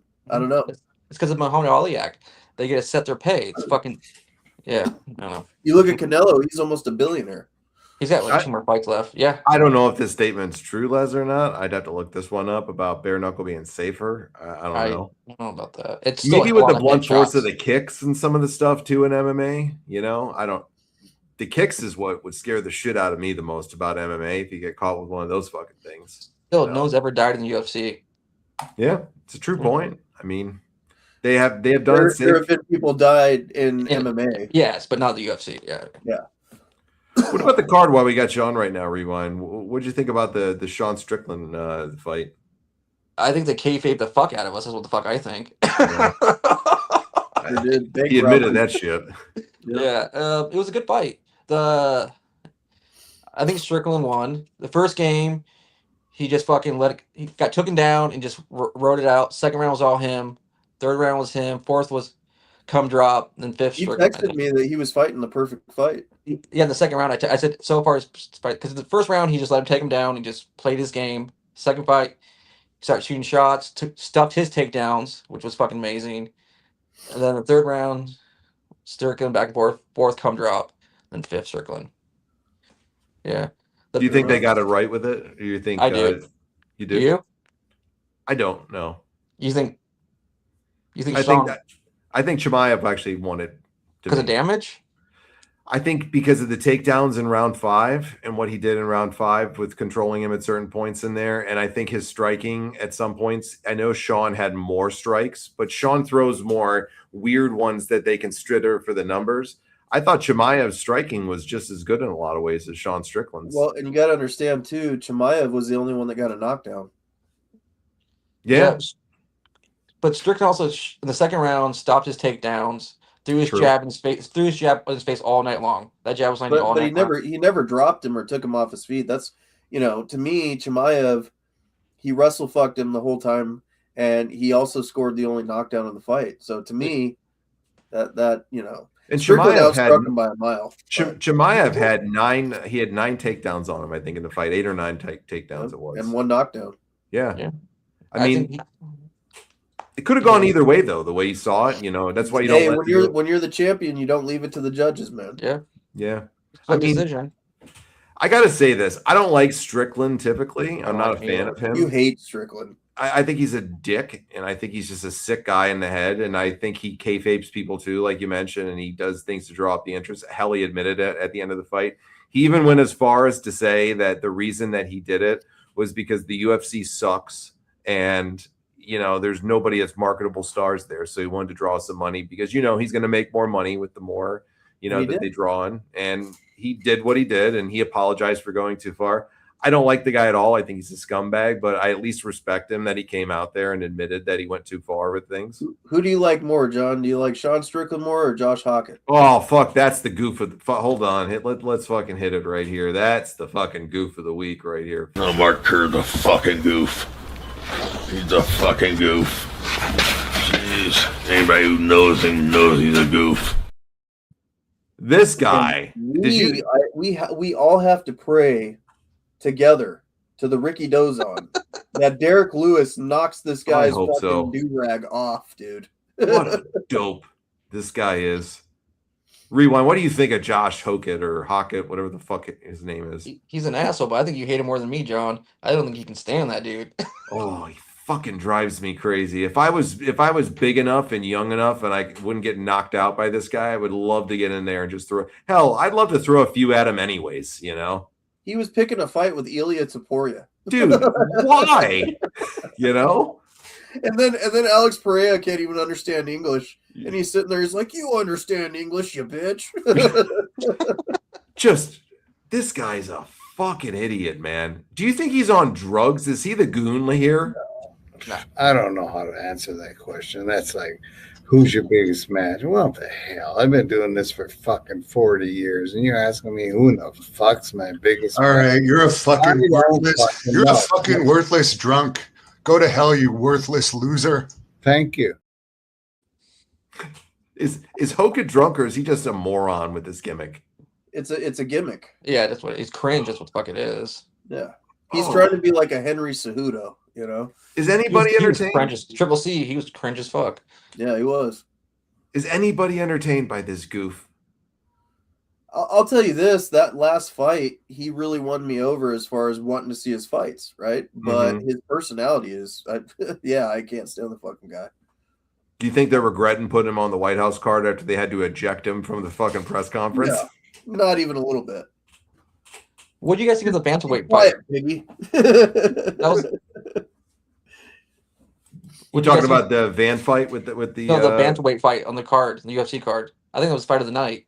I know you guys are Josh Van. What was that? Flyweight. Sorry, flyweight fight. Yeah, Josh Van versus what was the other guy's name? I can't remember. Tenaria. I know you both are fans of that division. I think that division is awesome. We said in the first, and we were chatting through it in the beginning. Me, Jeremy, and Richie all agreed the first round or so that it was like watching fucking flies fucking. You know, it was so boring the first round, and then it just as soon as we said that, and then Josh Van hit him with that punch in the second round, and he just woke himself up by hitting the motherfucker in the face, and the other dude, the Japanese guy, just was fucking savage, man. He got bombed at the end of that round, and then to kick the third round off, Josh Van just beat his head in for the better part of 3 minutes, and that dude just didn't go down and stay. I haven't seen a fight like that since Doohoo Choi versus Cub Swanson, man. Like, banger, dude. Holy shit. Like, they beat the living shit out of each other. And that guy's face, I've never seen somebody turn red like that, man. Like, like, I've taken, like, I used to, like, in my 20s and early 30s, I was a diehard MMA fan, especially UFC. In the past 2-3 years, I've been out of it. Just come back for fights here and there. I watched the fight last night, or what was that, Saturday? Yeah. I'm slowly getting back into it. But again, I don't know, man. It was fun, though. It was fun, yeah. And I'm not a fan of UFC on Paramount Plus at all. No. Fucking 2 hours into it. 2 hours in, we're fucking on the second fight. It's what the fuck? A lot of commercials. I'm not a fan of it, dude. They had commercials on the championship walkout of the Strickland fight. Yep. And what pissed me off the most is, like, I used to love listening to the corners during the fucking rounds, and you can't do that anymore. It's commercials. You can't listen to them anymore. Yeah, it's fucking horseshit. It's the same thing with the WWE cards with them. You know, it's the same thing with the It's all advertisements, man. Like we talked about that in WrestleMania. Night one, they had an hour and 47 minutes, I think it was, of advertisements, and an hour and 17 minutes of wrestling. You know, no backstage segments, no fucking nothing. Commercials and fucking shitty wrestling. Yeah, I mean. That's fucked up. I love that flyweight fight though. Rewind. I'm glad you brought that up, man. Those two had heart. I'll be honest with you. I don't think the Japanese guy was done at the end of the fifth round, and I think the ref just won his stoppage. I didn't think it was a good stoppage. I think he could have kept going with the way that dude was getting hit, man. I think he was still halfway into it, and they let him go that long. I think they should have let him go a little bit longer. I'd like to see them fight again. Herb Dean over here, fucking let him die. I'm not going to let him die. You know, I hate that shit when they let him go. The Japanese guy proved throughout that fight that he could take a fucking beating. And then he almost knocked Josh Van out, and I think it was the fourth round or something like that, or the end of the third, he came back. All I'm saying is that guy definitely has CTE after that fight. Absolutely. Dude, fucking Rockhold versus Weidman, dude, back in the day. Dude, fucking Rockman took fucking years off Weidman's life, dude. They should have stopped that fight earlier. Or like, what, the fourth round? Or third round, they should have stopped it. When is the fourth, I think? Just beat the fucking brakes off him, dude. It was cool to see him go in the Hall of Fame. Yeah, that's going to bring that up, yeah. That's what I was going to say. Speaking of Weidman going in the Hall of Fame, it's a question I have. And you guys chime in here, too, for whoever UFC fans. You think Weidman's a Hall of Famer? Fuck yeah. He beat Anderson. He was the last guy. So Anderson Silva that was the last time anybody saw him in his prime. The boogeyman back in the day, dude. He was the fucking boogeyman. He changed Anderson Silva, one of the highest respected, looked at as one of the GOATs of all time. He literally ended that streak of dominance. Knocked him out and then broke his leg. Yep. He literally sent Anderson Silva into a different sport. Yeah. Well, I do agree with that. Was an amazing, part of his career, and I think he was great for doing that. He ended his career with a 16-8 record, and this is kind of let me pull up his fight history here that he's had. After Michelle McCool's in the Hall of Fame, dude. That's the thing with Silva, and like Fedor. They do the Ric Flair thing. They stay in way too fucking long, Yep. and it ruins their fucking legacy, in my opinion. Yep. You look at ESP, came back from one fight, and he fucking retired. You know what I mean? This is his career in a nutshell. To give it to you for his Hall of Fame credentials. Beats Anderson Silva the first time, knocks him out. Beats him the second time. That was a leg injury, right? The second time. Yep. Yeah. Then Lachita, right? Yep. Beats Machida, then beats Belfort, which many people had beat Belfort. Those are legendary names, dude. Okay. Yeah. Then he loses to Rockhold. He loses to Yoel Romero. He loses to Gegard Mousasi. He beats Kelvin Gastelum, who hasn't. Loses to Jacare fucking Sueza. Loses to Dominic Reyes. Beats Omari Amakabov, whoever the hell that is. Then he loses to Uriah Hall, Brad Tavares, and then wins against Bruno Silva and ends his career losing to Eric Anders. Yeah, there's a few legendary names that were at the tail ends of their career in there, but I'm not buying Hall of Fame credentials for me. You got to remember, Luke Rockhold fucking beat the fucking shit out of him, dude. Took years off his life. He was fucking changed after that fight, dude. Yep. Mm-hmm. Like, lead up to Anderson Silva fight, he was undefeated. Beat Anderson, did all that shit. He's Hall of Fame, dude. All day long. He sent Anderson Silva into a different. He ended Anderson Silva. Anderson Silva was the boogeyman for years. Yep. And he Remember smoked. the Griffin fight versus Silva? Yep. Yep. And the Damian Maia fight where Damian Maia would cut weight and looked like death on the scale. Dude, yeah, he's the fucking boogeyman, dude. Weidman ended him. Yep. I'm not saying his later on. I think he stayed a little bit long. You know. I think that Rockhold fight ruined him. Isn't he boxing? It was Silva soon or something. They're talking about it. I doubt it. I doubt it comes to fruition. I mean, he's got a great gig right now. You know, doing the commentary or whatever the analyst stuff that he's doing. So he's got a great gig going on. I really don't want to see him get back in there anymore. He's a fringer, not a Hall of Famer to me.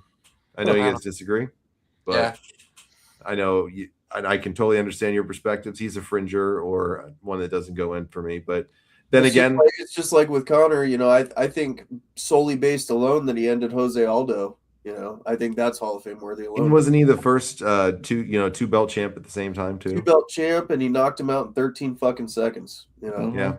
So he's got to be for me for sure for Conor. Yeah, Conor got the Hall of Fame.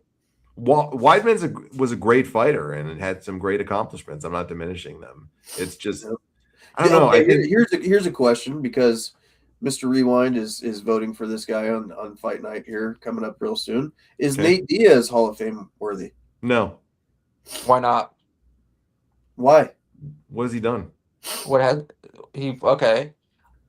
When you talk about MMA, he's one of the guys you talk about. If you think about the Diaz, do you think Nick does go in either?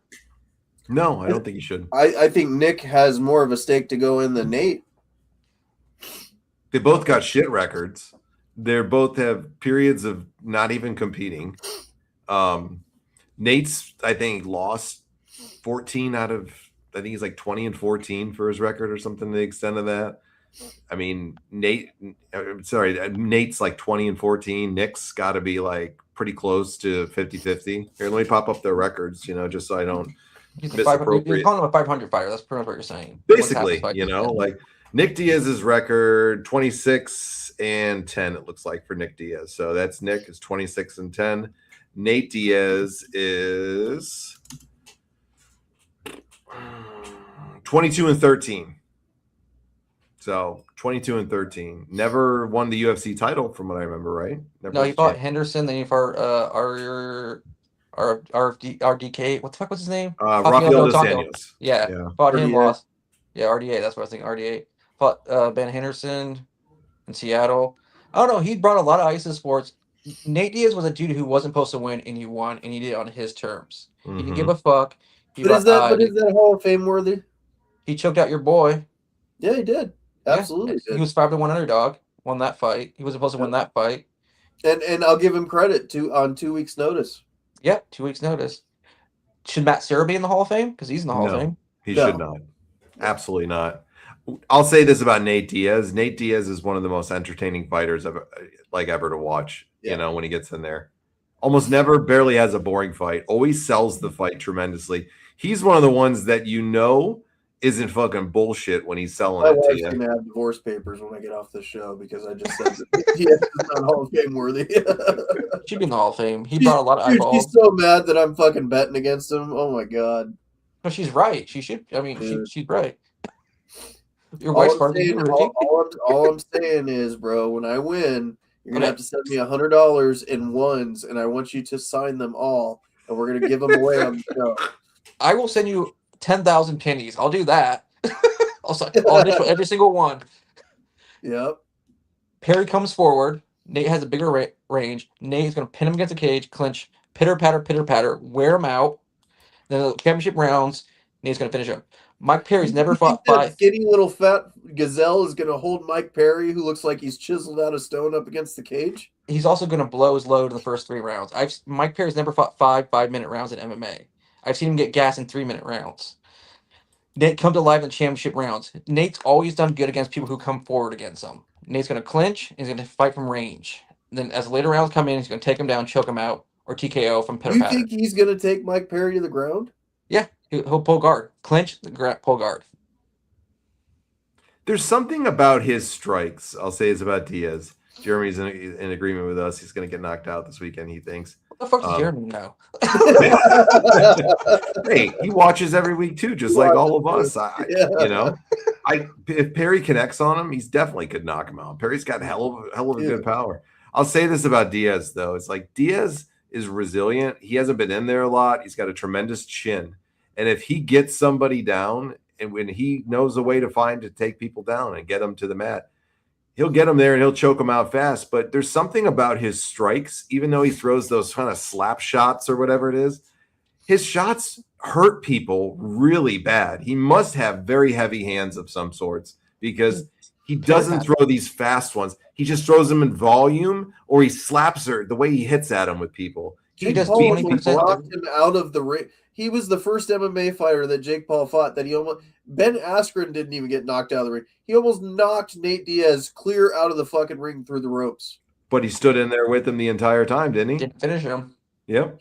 There was time. There was. You could have made a case right there where. And boxing ain't his fucking sport though, by trade, bro. Yes, he likes to box. The Diaz brothers are world-class jiu-jitsu guys. That's not his bread and butter. He just likes to fucking hit people, and he likes to get hit.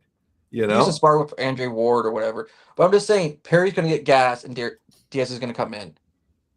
Perry's never fought 5 rounds in MMA. That's Diaz's I'm bread just and saying, butter. Diaz doesn't look like he's been training. He looks like he looks got like dad bod. shit, bro. I just watched his YouTube video, man. He looks great, dude. Oh my god. That might get you the goof of the week comment right there, because Richie sent me the picture of him.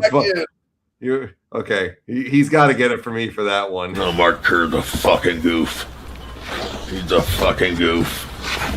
Jeez, anybody who knows him knows he's a goof. Dude, he looks like he's been doing nothing but smoking weed and eating, bro. I just watched his training video, dude. He had on his YouTube channel. He looked great, dude. He's running. He's training. He's running to the Dunkin' Donuts. He's the skinniest fat dude I've ever seen in my life, dude. Bro, he's got dad bod all day long, and we got dad bod, and we can say that, so it's all good. I'm sorry, but when you hold in comparison the two photos of Mike Platt Perry, he looks like he's chiseled out of stone. Mike Perry looks like fucking a gladiator back in the day at this point in time. And fucking Nate Diaz looks like he's one of the rich people that's just been eating the entire time. Dude. I'm just saying he's going to blow his load in the first 2 to 3 rounds, and Diaz is going to come alive like every fight. Mike Perry can't fight 5 rounds. He's never It's a done good before. point you're making on that, though. Rewind. And Diaz does really well with people who come forward at him. You're right. He does do well in the championship rounds. I'll give you that, but he's not going to last that long. Oh, dude, you should, dude. No, he's gonna let. He has a granite chin, dude. He has granite chin. Yeah. And this fight's in California. Correct me, it's in California, right? Okay, here's my point. Yes, it is in California, but so there's not gonna be a doctor stoppage then. Hear me? Are you kidding?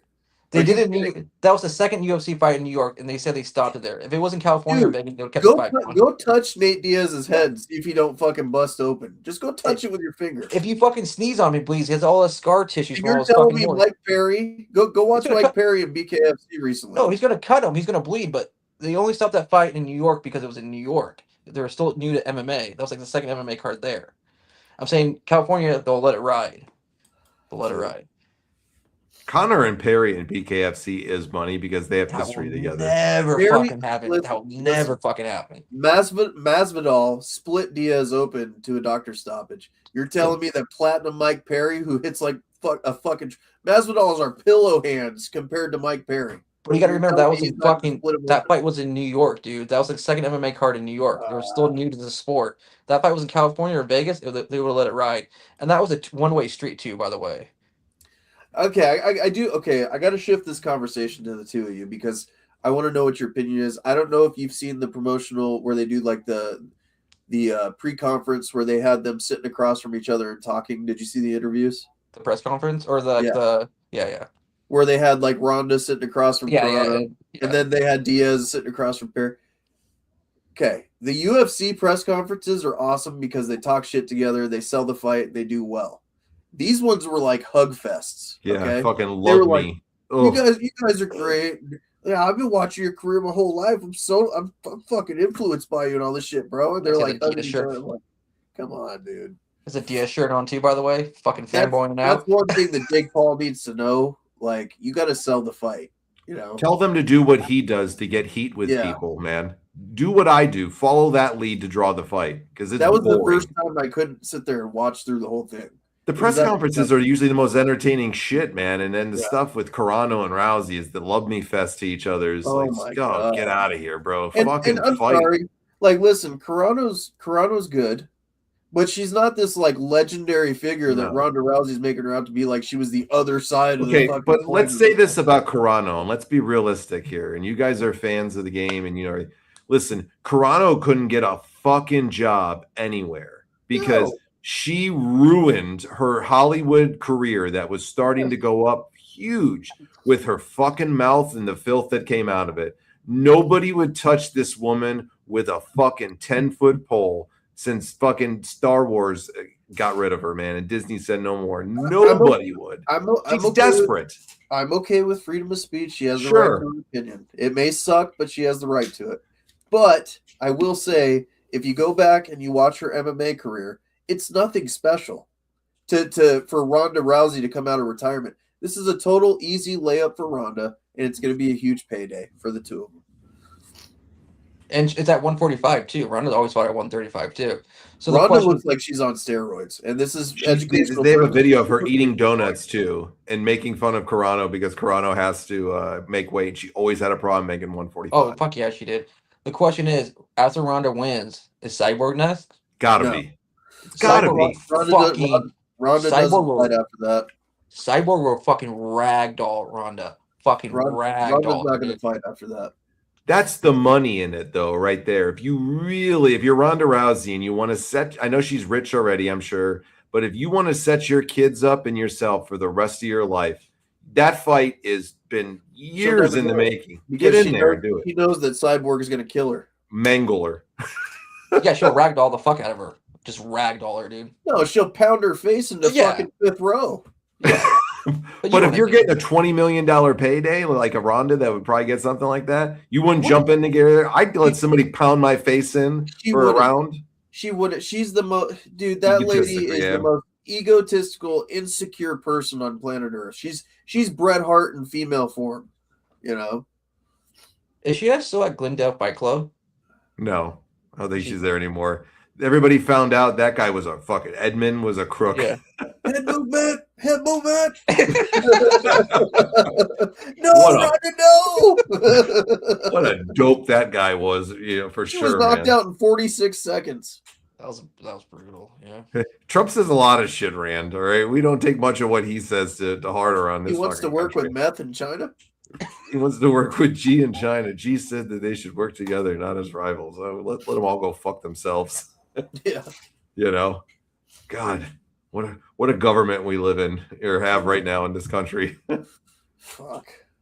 Rewind. You want to stay with us for the last topic of the night? Yeah, sure. Why not? All right. Let's take a 5-minute break, though, guys. Let's go hit the bathroom real quick. And when we come back, we're going to talk about some of our favorite wrestling movies. And it doesn't have to be just about wrestling. It can be with pro wrestlers in them. So, hey, rewind. I want them $1 bills, baby, signed. Jeremy has requested. I will send fucking 10,000 pennies, dude. Some of them I want Taz as the GOAT written on there. Jeremy's requested a video of you counting them. I say you count it on the winner counts those 100 bones right on the air. Okay, so we're not doing Venmo. You just want to do cash? No, we can do Venmo, but you got to pull it out of the ATM. And $1 bills there? Absolutely. The best would be a video of you going to a fucking strip club and just tossing them all up. Dude, the strip club that we go to out here has a cannon that I can load it in. Yeah, put Kenny Powers, make that motherfucker rain, bro. That would be the way to do it. But when I win, I want you to send me $100 bills, or I mean, sorry, 100 ones. And you're right. Taz is a real good professional wrestler. Every single one. Sign Rich. I'll do that. It's more interesting. If that will make you satisfied with your victory, I will claim defeat. And if Nate Diaz beats fucking Mike Perry, which it's not going to happen, I will do that. This is a winnable fight for fucking Diaz. You have to say that. I will say that it's winnable if it goes to the ground. Yes. Even on the feet in the fourth and fifth round. Absolutely not. I will not say that. You don't think your boy's been fighting 5 2-minute rounds? And who has knocked Mike Perry out? Oh wait, Cerrone snapped his fucking arm. Who knocked him out? Who knocked out Diaz? Josh Thomas with a head kick when he was still on his feet. When he was still on his fucking feet and then went down. Who knocked Mike Perry out? Oh, he's been finished, hasn't he? Besides Cowboy, he has not been knocked out. He's been tapped though several times, right? The two people that have in common. I said if it goes to the ground, I agree with you. Nobody has knocked Mike Perry out because here's why: he's the dumb pit bull that keeps coming when you hit him with the fucking newspaper. You know what happens when he gets gas in the fourth round? It doesn't matter. He's not going to get knocked out. TKO, fucking all day. No, Joey, what's up, buddy? The two fights they have in common. Cowboy. When your boy's looking like a Picasso painting, we'll talk after, and I'll take your ones from you. That's every fight he looks like a Picasso painting. Every single fight he's in, he fucking bleeds like a motherfucker, dude. Nothing new. I gotta add a stipulation in here so I can win out of this too. Okay, you get a massage, John. Be happy with that. He's like Kevin O'Leary or Mr. Wonderful from the fucking Shark Tank. I gotta have my little piece in here. The winner's gotta buy me that Ricky Dozon shirt on fucking Pro Wrestling Tees. How much is it? And you owe fucking Joey something. And Joey's Joey's right here right now. He just randomly popped in. I do owe him something. Hey, what's up? And you fucking owe Joey something. So when you send Joey what you owe him, I'll send you your Razor shirt. But I want a fucking Ricky Dozon shirt out of this from the winner. A lot longer than that. You owe me a belt too, you bastard. All right. I was gonna bring it to Vegas, but you should have. Joey gets his, ladies, let's take it down a little bit, ladies. Come on. When Joey gets his, then you'll get yours, and the winner's got to still buy me a Ricky Dozon shirt, okay? Joey, what's up, my friend?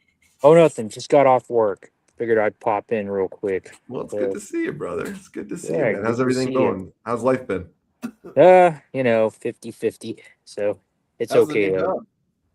Oh, it's going okay. I got an interview at another place tomorrow, so we'll see what happens. So as long as you got the money coming and you got enough to pay those bills and take care of yourself, it's all you can ask for right now, right? Yeah, I do. So I was gonna say I watched UFC for the first time in like years the other night. So wasn't a bad card. Josh Van's pretty cool. So another one. See? Yep. Josh Van won himself over a lot of fans with that fight, I think.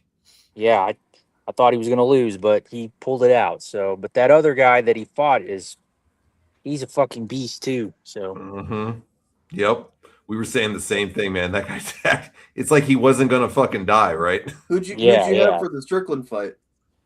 I had I don't know. I don't want to say it. I had Strickland going over. So, but I don't know. It just doesn't change my opinion of him. He's still an asshole, but yeah. So I think there's a good general consensus on him, right? Yeah, but I mean, MJF's an asshole, and I kind of cheer him sometimes. So, so it's okay to be the asshole sometimes, right?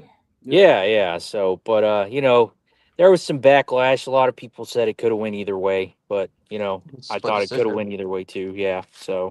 But yeah, and did we already talk about the greatest wrestling movies? We're going to do that after the break. We're going to take a break here in just a minute, and then when we come back from the break, we're going to talk about the greatest wrestling movies.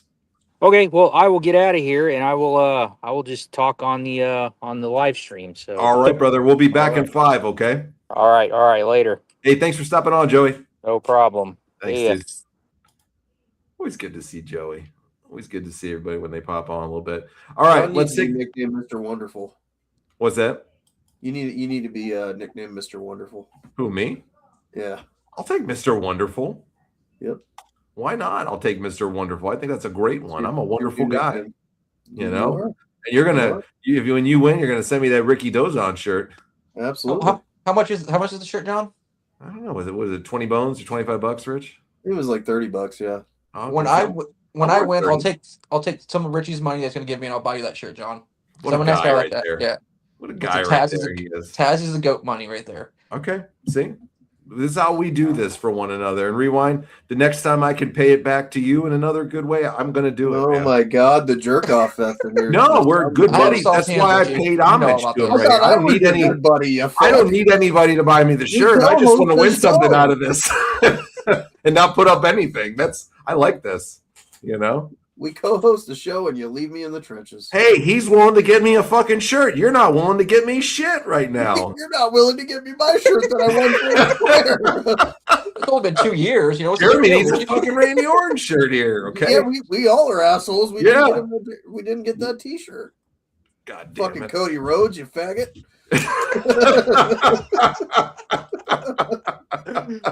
Mr. Wonderful took a private plane and the pilot asked him if it was trying to take off. He told him, "Why are you asking me?" He asked the tower. They tell you when to take off.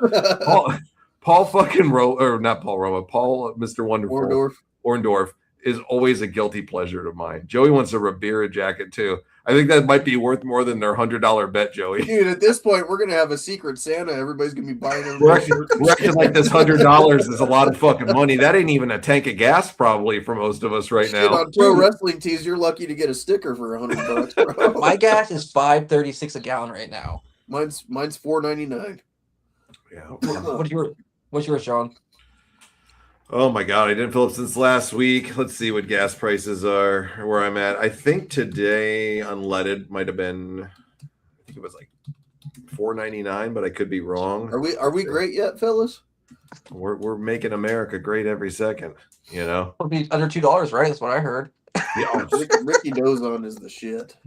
Ricky would have us at like 50-cent gas again.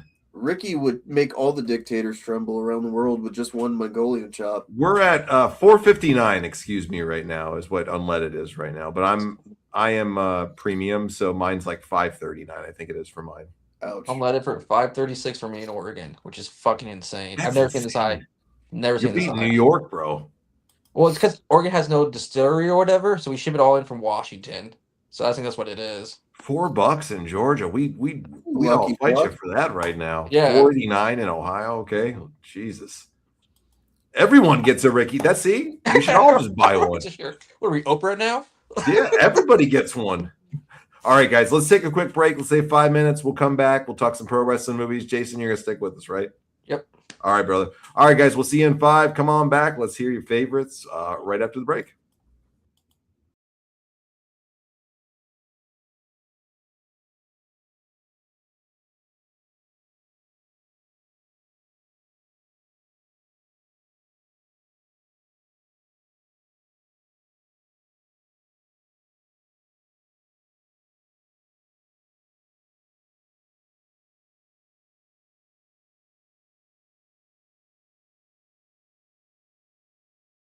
Bullet Club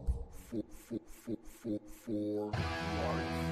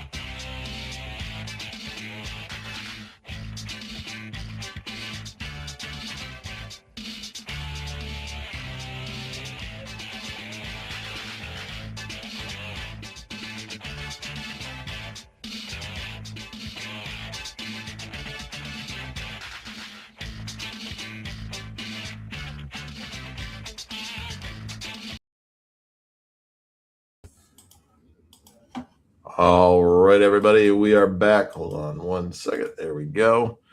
I'm sure Rich will join us in a minute. Rewind, what's been new with you, man? You been doing good?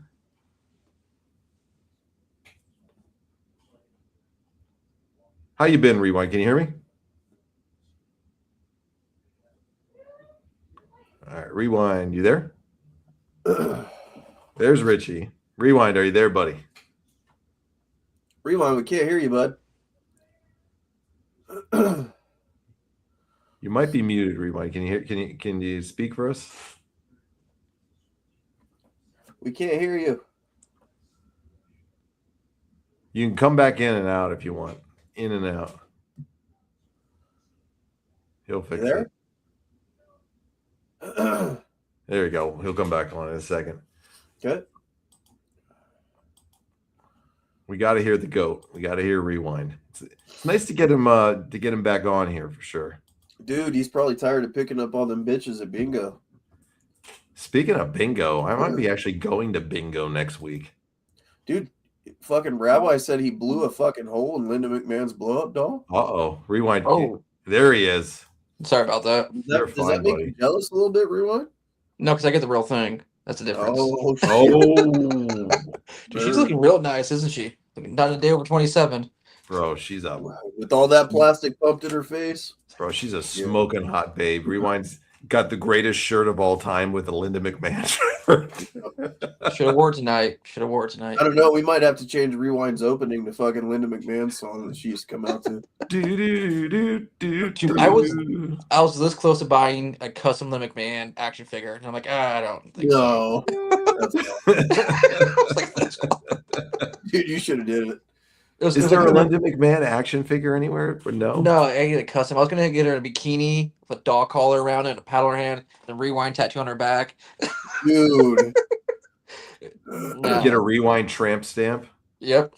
Or Daddy J on the back, one of the two, you know. There you go. You have rewind, be kind, rewind. Yeah, there you go. All right, I like it. All right, let's get into the finale for the show tonight. And finale for the show tonight is pro wrestling movies. Once again, it could be anything you want. I'll post the link if you want to come on too. You're more than welcome to. So I'll throw that on right now for everybody. If you want to come on, you're more than welcome to. But pro wrestling movies doesn't have to just be about wrestling, and it's got to have a pro wrestler in it. So it can be non-pro wrestling based movies with pro wrestlers in them. So there's a million out there, as we see now. A lot of guys are becoming big stars. But let me throw it to Rich first. Rich, give me one of your favorite movies with a pro wrestler or about pro wrestling. So my favorite one of all time, and it's crazy because I don't think he's that great of an actor, and I don't understand why he's as highly paid as he is. But Gridiron Gang is probably my favorite one with The Rock in it. Great movie, great message.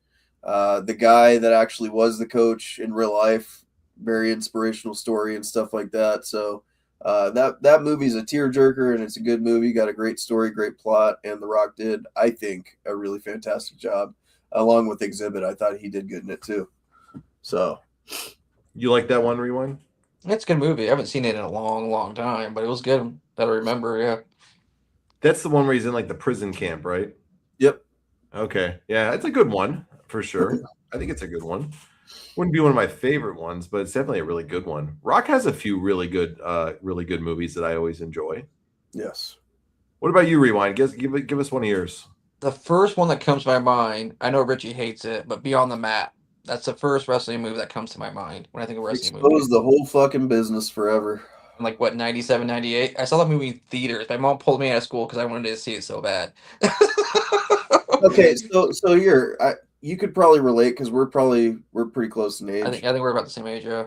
Yeah, so when you heard about Beyond the Mat, did you think it was like going to be a wrestling movie that just featured your favorite wrestlers and whatever? Because I didn't know what I was getting into when I watched it. I didn't know that it was a documentary about exposing the business. I had no idea. I don't remember. That was a long time ago, dude. 30 years ago, probably. I don't remember. I remember I wanted to see it so bad, and I wasn't shocked or anything. I remember. I think at that time I still thought it was real too. So yeah, I'd watch it probably once every 5 years since. It still holds up in my opinion. Yeah. Right on. It breaks the business down that people really had never seen from the behind the scenes aspect at that point.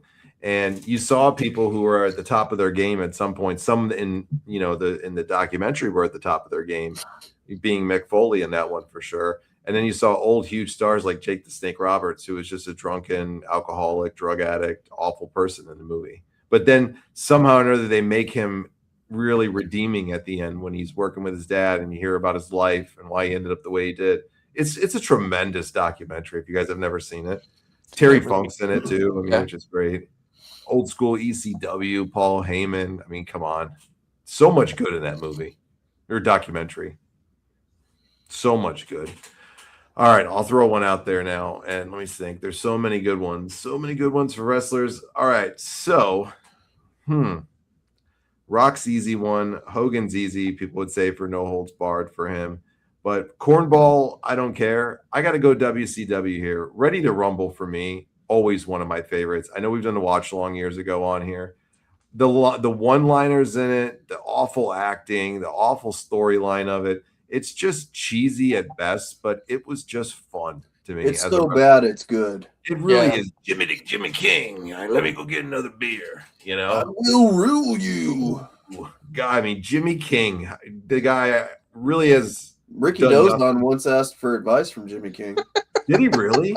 Yeah, that's when you know Jimmy King was the man. Then yep. You know, I mean, David Arquette was such a cringy doofus in that one, but he was good. It was fun. It was enjoyable. And as a WCW fan, you know, I kind of saw the character that was played by Joe Pantoliano, the guy from Bad Boys and everything. You know, that was kind of like their version of how Bischoff was back in the day. So they tried to make it a little bit realistic, but it was just a fun movie to me. The characters in it, Sal Bandini, want to wrestle? Oh my God, yeah. What would Ricky do for sure?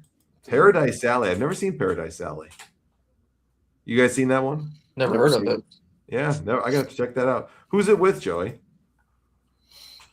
Really? He died yesterday. That's crazy, Rand. The guy who directed Beyond the Mat passed away yesterday. Crazy. Interesting. I don't know. I put the link up, Jeremy, so sometimes they might block it. So I saw it pop up. I don't know. It's in there, though, somewhere. Maybe it's just not showing up for you. All right, interesting picks for the first round. Dirty Bird's here. Dirty Bird. What Dirty Bird Laza. How you doing, brother? The man with the champion colon. The man. What's up, Laza? Yeah, it's as big as a baseball field. Whoa! That's terrible. Yeah, that was the butt of all jokes. Literally. Fuck. What was I going to say? Yeah, getting off the subject of asses and assholes. Bloody movies. Yeah, well, yeah, you're talking about like wrestling movies. I'll mention some. Off the top of my head, I was thinking Jungle Ground with Rowdy Piper. I don't know if you've heard of it. Never. No. Pretty good. I watched it on YouTube, and the storyline, without giving too much of away, is like you got like the gang scene and drug dealers, but there's a place called Jungle Ground, which is like a ghetto, and they enter Jungle Ground. It's outlawed like drug dealing, and it's like a gang sort of Mad Max environment. But then there's like a pursuit in Jungle Ground with Roddy Piper, and then it ends up like getting really interesting. I heard Jungle Ground's really good, actually. I was actually looking it up just now, the top 20, and that's actually on there. So, why have I never heard about this one? Roddy Piper has some good movies, man. I got to check this out too. You know, I've never seen it. It Lives or whatever it is. They Live. You've never seen it, but I know the character, of course. You know, I just never watched it. Go watch it, dude. I'll have to, because the only line I love from that I know is give him the goof. I'm just kidding. I like the one line, you know, I'm here to kick ass and chew bubble gum or something like that. I'm fresh out of bubble gum or whatever. Yeah, that's the only thing I know. John Carpenter. It's John Carpenter. John Carpenter. Yeah. So like Big Trouble in Little China, etc. It's like that. One of my favorite movies ever is Big Trouble in Little China. In fact, I just watched it last week, so I'll throw that out there. Love that movie. Give me one more of your favorite pro wrestling ones, Dirty Bird. Off the top of my head, I'd probably say Faster with The Rock, because I like the revenge storyline in it and can relate to it, like when I was younger more so. And some honorable mentions would be the original Running Man, which had Jesse Ventura and Professor Tanaka. And then I suppose I'd have to mention Predator 1 because of like Jesse Ventura with "You're a bunch of slack-jaw faggots" line when he's like paying out on the other. I like this. We're uncensored tonight. Yep. And he's having a dig at the other fellas because they're saying the chick's ugly or something. I can't even remember, but yeah, Jesse Ventura calls them a bunch of faggots. Jesse the Body, man. Well, interesting picks. I'll have to check out a few of them. Paradise Valley, I'll definitely have to check that one out. Oh, Paradise Alley, I actually own in my Google Play collection. I'd say it's hit and miss, but it has some good actors in it. It's got Sylvester Stallone in it when he was very young, and it's got that other fellow who was in Dread with him who plays the bad guy. He's also in it. Can never say his name properly. Have you seen the Sylvester Stallone Dread film? Or the other guy? Dredd.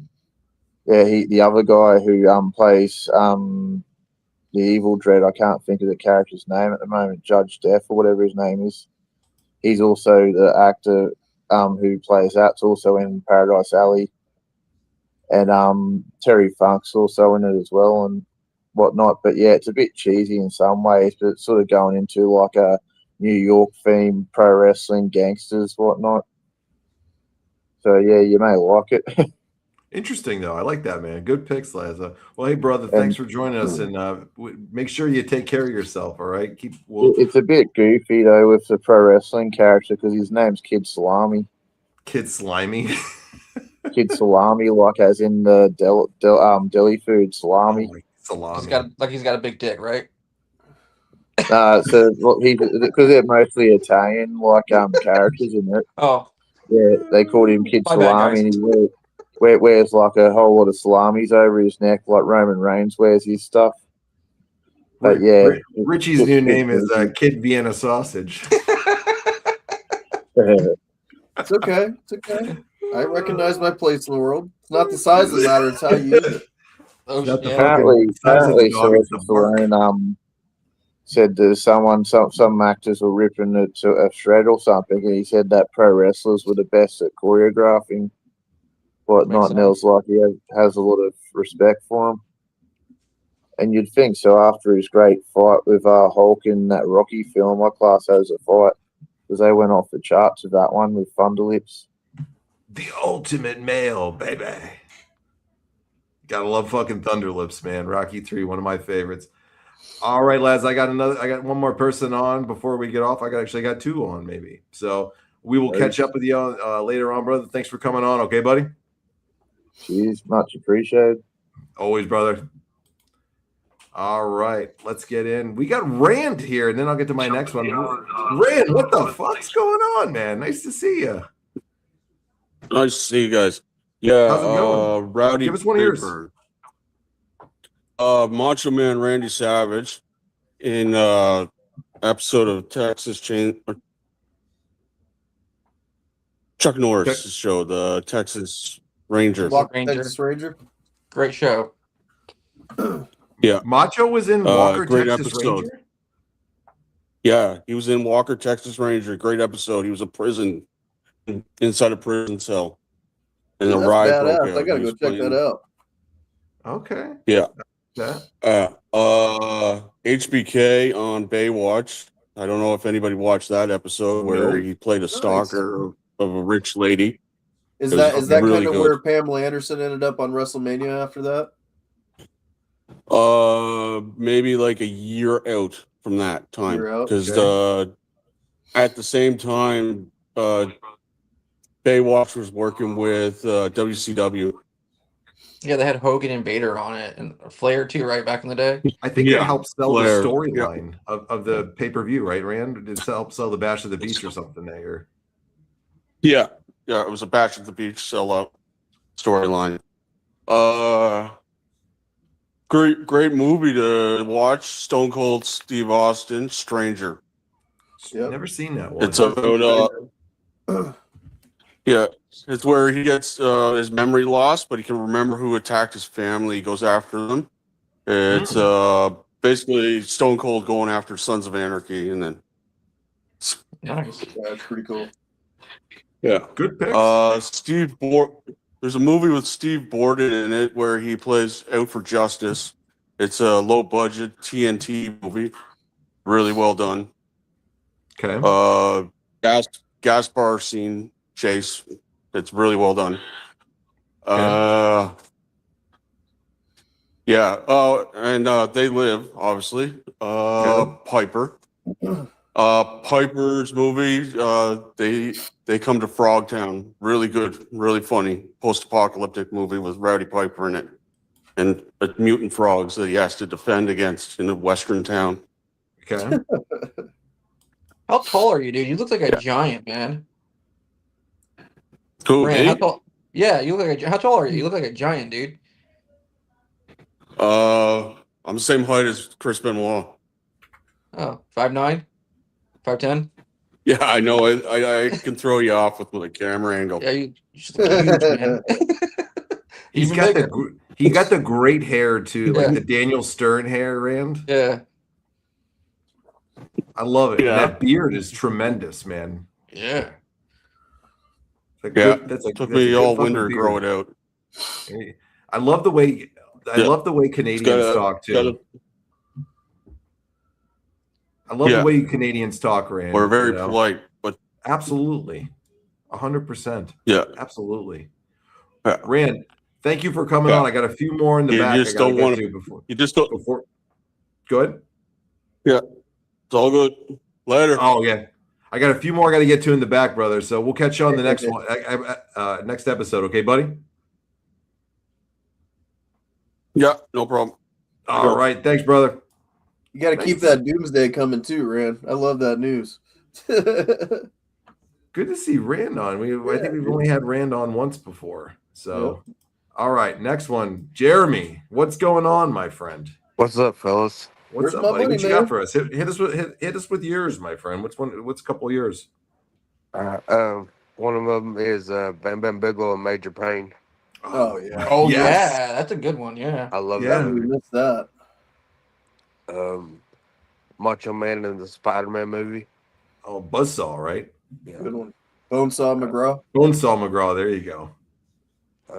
What's another good? Oh, the Longest Yard with Adam Sandler. You had Good Steve pick. Austin, Kevin Nash, Goldberg, Greg Khali. Okay. Another one of my favorites. And what was the other one? Oh yeah, Gridiron Gang is another good one of mine. I love that movie. Another one with your heart there, Richie. And Stone Cold and the Condemned. That was a good one. The Condemned. Never seen it. What was the one Rand mentioned? Stranger? Yeah. The Condemned is really good because, Vinnie Jones is in that movie too, and Vinnie Jones plays a good psycho in all his movies that he does. Why do you think Stone Cold didn't continue acting? Because he didn't enjoy it, right? Yeah, he didn't enjoy it. Do you think there was money for him in Hollywood if he would have wanted it, guys? Absolutely. Yeah. I think he didn't want to take the time to read scripts and stuff, to be honest. Probably. Well, he said that it was kind of like Hulk Hogan, how he didn't get the instant gratification, that you would get from the crowd when you do good and stuff like that. So it would the process was just dragging on for him is what I read anyways. But on his TV show that he done where he interviews people and everything, he's doing really good and like the side-by-side racing and stuff out in the desert. Yep. He's got a sponsorship with Polaris and everything, and he's actually doing really good. Like his first year, he was second in points and everything in racing. So he's doing quite well in racing too. Yep. All right. Any other last ones, Jeremy, before we get off? Because we got one last person here. Any last ones? Just since you were always a Hulk guy, I'm gonna have to say Suburban Commando. Good movie, dude. Or at least when I was a kid, it was. Yeah. The Undertaker with that little raspy voice was pretty funny. Yeah, they're like the bounty hunters in it, right? Yeah. God, I haven't seen that movie in ages. It's so Mr. Nanny with him in it. Oh, how horrible that was. Mm-hmm. Hogan, God rest his soul, is my goat, but I'm telling you, he was never a great Hollywood actor, that's for sure. No. just didn't do it, man. But I got another honorable mention. Okay. I like 12 Rounds with John Cena. That's a good movie. Yeah. I thought it was a really good movie. Yeah, that was a good movie, actually. Did they do two of them or just one? Just one. I liked it better than I did the Marine, though. I think they did one with Randy Orton as well. Yeah, I think so yeah, too. they did a 12 Rounds with Randy Orton. The big man from Canada just need more bubble gum. Love it. Well, Jeremy, thanks, brother. We got one last person we got to get on tonight, and appreciate it, my friend. All right, man. All right, Joey's back. Joey, what you got for us, brother? The Brian Bosworth classic Stone Cold had Yes! Tom McGee in it. So yes, and, who's in it from wrestling? Tom McGee. He was a jobber. Oh, I remember Tom. Yeah, Yeah, and he's the one with the infamous Bret Hart match that everybody loves. yeah. So Stone Cold is a great movie with Brian Bosworth. If you guys have never seen it, it's got everyone in it. It's got Lance Henriksen too, and then the guy at the beginning of Terminator 2, that the biker that Arnold takes the clothes off of. So serious character actor too is the guy that's one of his big ones in there that he's fighting. Oh God, I forget his name right now. He's got the big mustache. He's the one that knows he's a rat the whole time. I forget his name. William Forsythe. Excuse me. Yeah. So yeah, he was great in that too. So God, what a bunch of characters in Stone Cold. Yes. Good movie. Any other movies, Joey? Oh, well, Laz just said it, but Problem Child with Carrie Von Erich. What is Carrie Von Erich in that? I can't remember it. What was he? He's in prison with the bow tie killer. He reads the letter for him. Oh, really? Yeah. So, no shit. Yeah. I'll have to watch that again and see if it's out there somewhere. And I had one more. I mean, can you really say, since Arnold Schwarzenegger was on WWE one time, that like any movie with Arnold is a wrestling movie now? No. They gave him the world title, you know? Yeah. So, and then Major League 2 with Jesse Ventura. Yes, Do you Black think Hammer the and White world- Lightning. Do you think the wrestling where world would Willie have been? Mays Hayes couldn't even play dead? Yep. Do you think the wrestling world would? Have Yeah, been those are the pissed picks I about- had. So, but Gotcha. What'd you say, Rich? Do you think the wrestling world would be as pissed off about the David Arquette thing if it was Arnold Schwarzenegger instead? Probably not. Probably not. No. Would have been the biggest thing ever for them. and I was gonna ask Rewind, would he take a Ricky Dozen shirt that was orange and black? Yeah, sure. Why not? Oh, okay. I mean, you're a Taz guy, so but He's the GOAT. I mean, everyone's Taz fan, right? Obviously. Like 97% of wrestling fans love Taz. Those are facts. I don't know why we're having this conversation. Very confused there. I mean, to each his own. I mean, Each to everyone that's a wrestling fan. I like midget wrestlers, but it's okay. So, I mean, So would you say John that to his enjoys it face? too. Would you say that to Taz's face? yeah, I would. So You would? yeah, I mean, he'd go easy on would- me you would if I look was a down at him and 15-year-old say, working in a "Yeah." tanning salon. So Yeah. he'd bite Joey's ankles and go after him. He would you look know? down at him when you told him. You know. Just yeah, slam I him. mean, if I didn't Slam see him Johnny. on Collision the same night, I would think he was one of Danhausen's midgets on Backlash. Jesus Christ. Whoa. Yeah. But he's also Yeah. a Grand Slam champion in ECW, got one of the biggest pops in Madison Square Garden, redefined professional wrestling for a future generation, designed all ECW's Rewind's t-shirts. got a chalkboard with all these facts written. Oh, like behind that, there, you know like that right? Budweiser ripoff shirt of the Sandman. Oh yeah.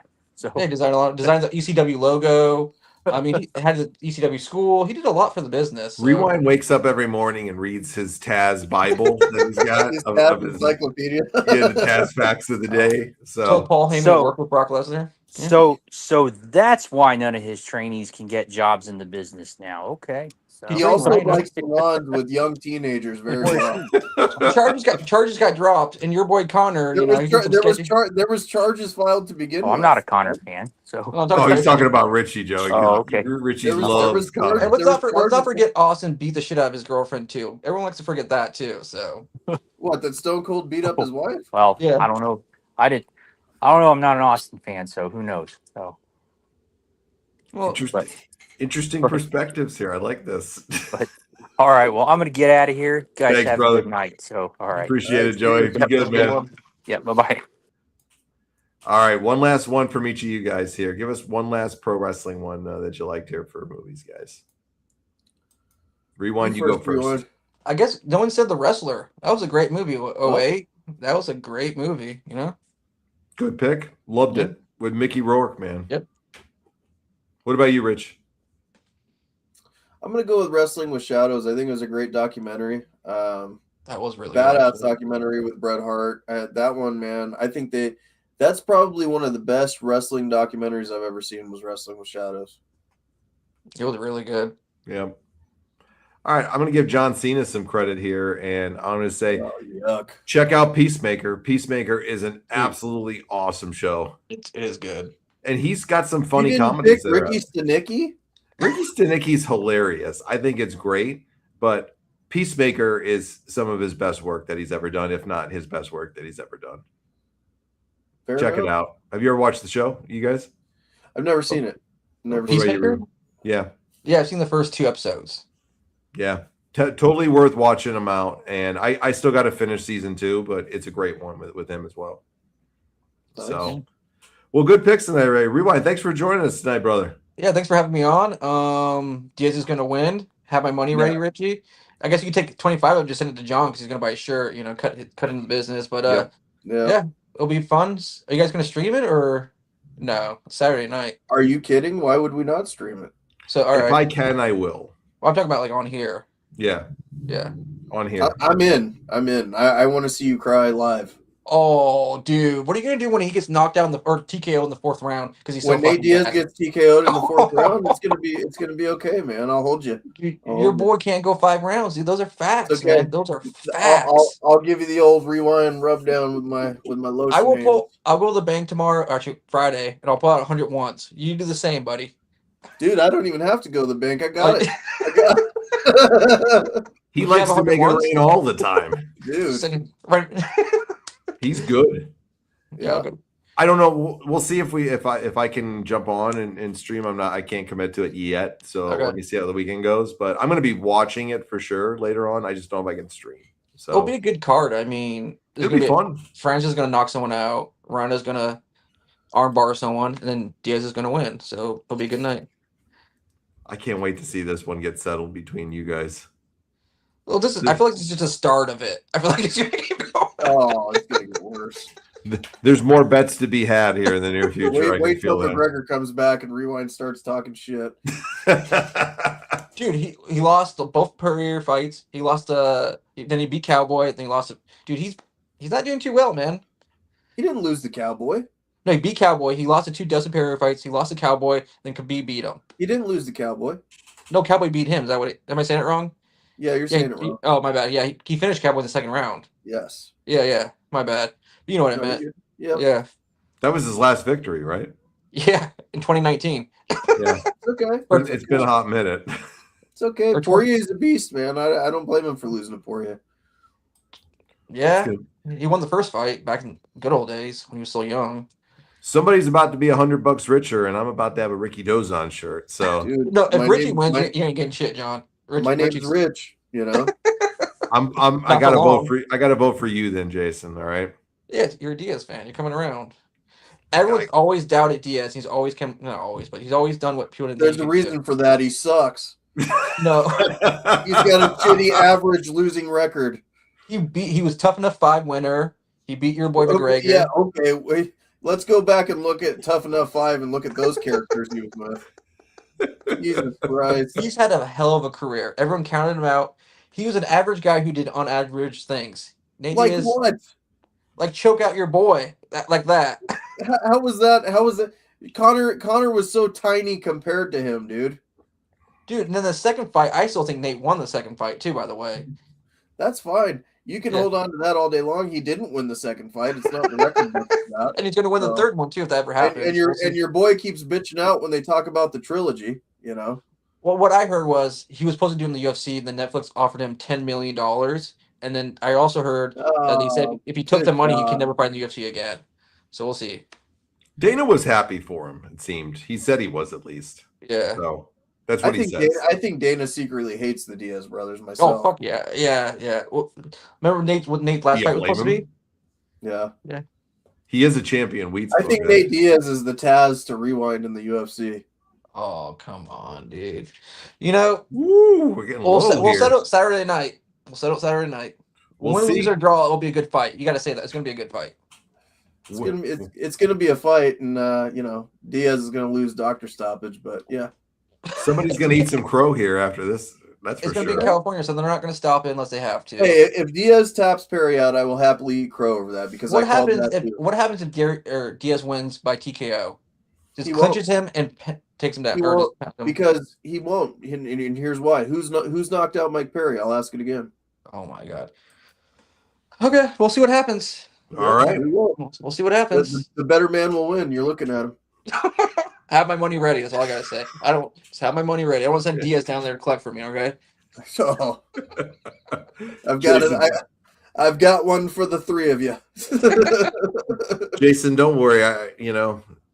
Rich is. I'm rooting. I'm going to curse him right now just so I get my shirt because I know that cheap bastard won't pay up for me. You keep that finger pointed elsewhere. I want him to win. John wants to win. Your wife wants him to win. Richie, who's the odd man out? Okay, who's the odd man out? Nate Diaz, because his record sucks and he's average. What's Perry's record in the UFC? What's that? What's Mike Perry's record in the UFC? Ain't the best. Doesn't matter. He's still a fucking tank and he's whooping everybody's ass in BKFC. Yeah, 2 5-minute rounds. We'll see what happens when he does 5-minute rounds in MMA. We'll see what happens. You won't need that long. He won't even have to clock out, big boy. He's gonna knock him out quick. He's gonna blow his load in the first round or two, and Diaz is gonna take over in the championship rounds. These are known facts. Hopefully your boy's not pouring blood out by the time they do the doctor stoppage call. Dude, he'll be pouring blood after the first 30 seconds. It's Diaz. Yeah. But he knows how. They're gonna nickname him Two-Face after the fight because his shit's gonna be hanging off. If you think Nate's got an underwhelming MMA record, just take a look at Mike Perry's, man. His Exactly. is 14-8. Okay. 14-8. Yeah. And he wasn't exactly when he was losing here in these last ones. He wasn't exactly fighting really good guys, bro. My iPad's about to die. I'm at 2%. So thanks for having me on the show, guys. Richie, I can't wait to get your money. John, congratulations on your new T-shirt. Been fun, guys. Brother. Appreciate it, Jason. Bye, buddy. It's gonna be fun to watch with you guys. Who wins? I'll win. All right, brother. Any closing thoughts before we head out for the evening? Yeah, I'm gonna win. Good closing thoughts. I'm just kidding. A man with his intentions being known and letting it out there. I appreciate all you guys, man. It's a fun show tonight. We're always here to have fun. Sorry I'm under the weather and sound like shit. I hope we can stream it this weekend, John. You let me know if we could do it. We'll give you guys the bonus content of streaming that. I think it'd be a really good time, really fun. Plus, I want to see Rewind cry. And yeah, dude, I think it's going to be a good time. So hopefully you're on my side. John, you never know, man. You could get a T-shirt from me, man. You didn't even ask, you know. I did at the beginning. You're always quick to leave me in the trenches, bro. I never leave you in the trenches. I just call an ace and a spade here, buddy. You think Nate Diaz is going to beat Mike Perry? I want your take on it. Oh, so you're going to put me on the spot here. Who do I think is really going to win here? Let me guess, because Rewind Blue Sunshine up your ass, you're going to say Nate Diaz. No, I got to go with because Perry's, I think probability-wise, if I was to be really betting money, I'd probably bet on Diaz just because of Perry's track record in MMA and just because of Diaz's skills. But I'm going to actually go with Perry for this one. I think he's much more active of a guy that's been fighting recently than Diaz has been. I know Diaz has had a few matches, boxing and stuff and other things.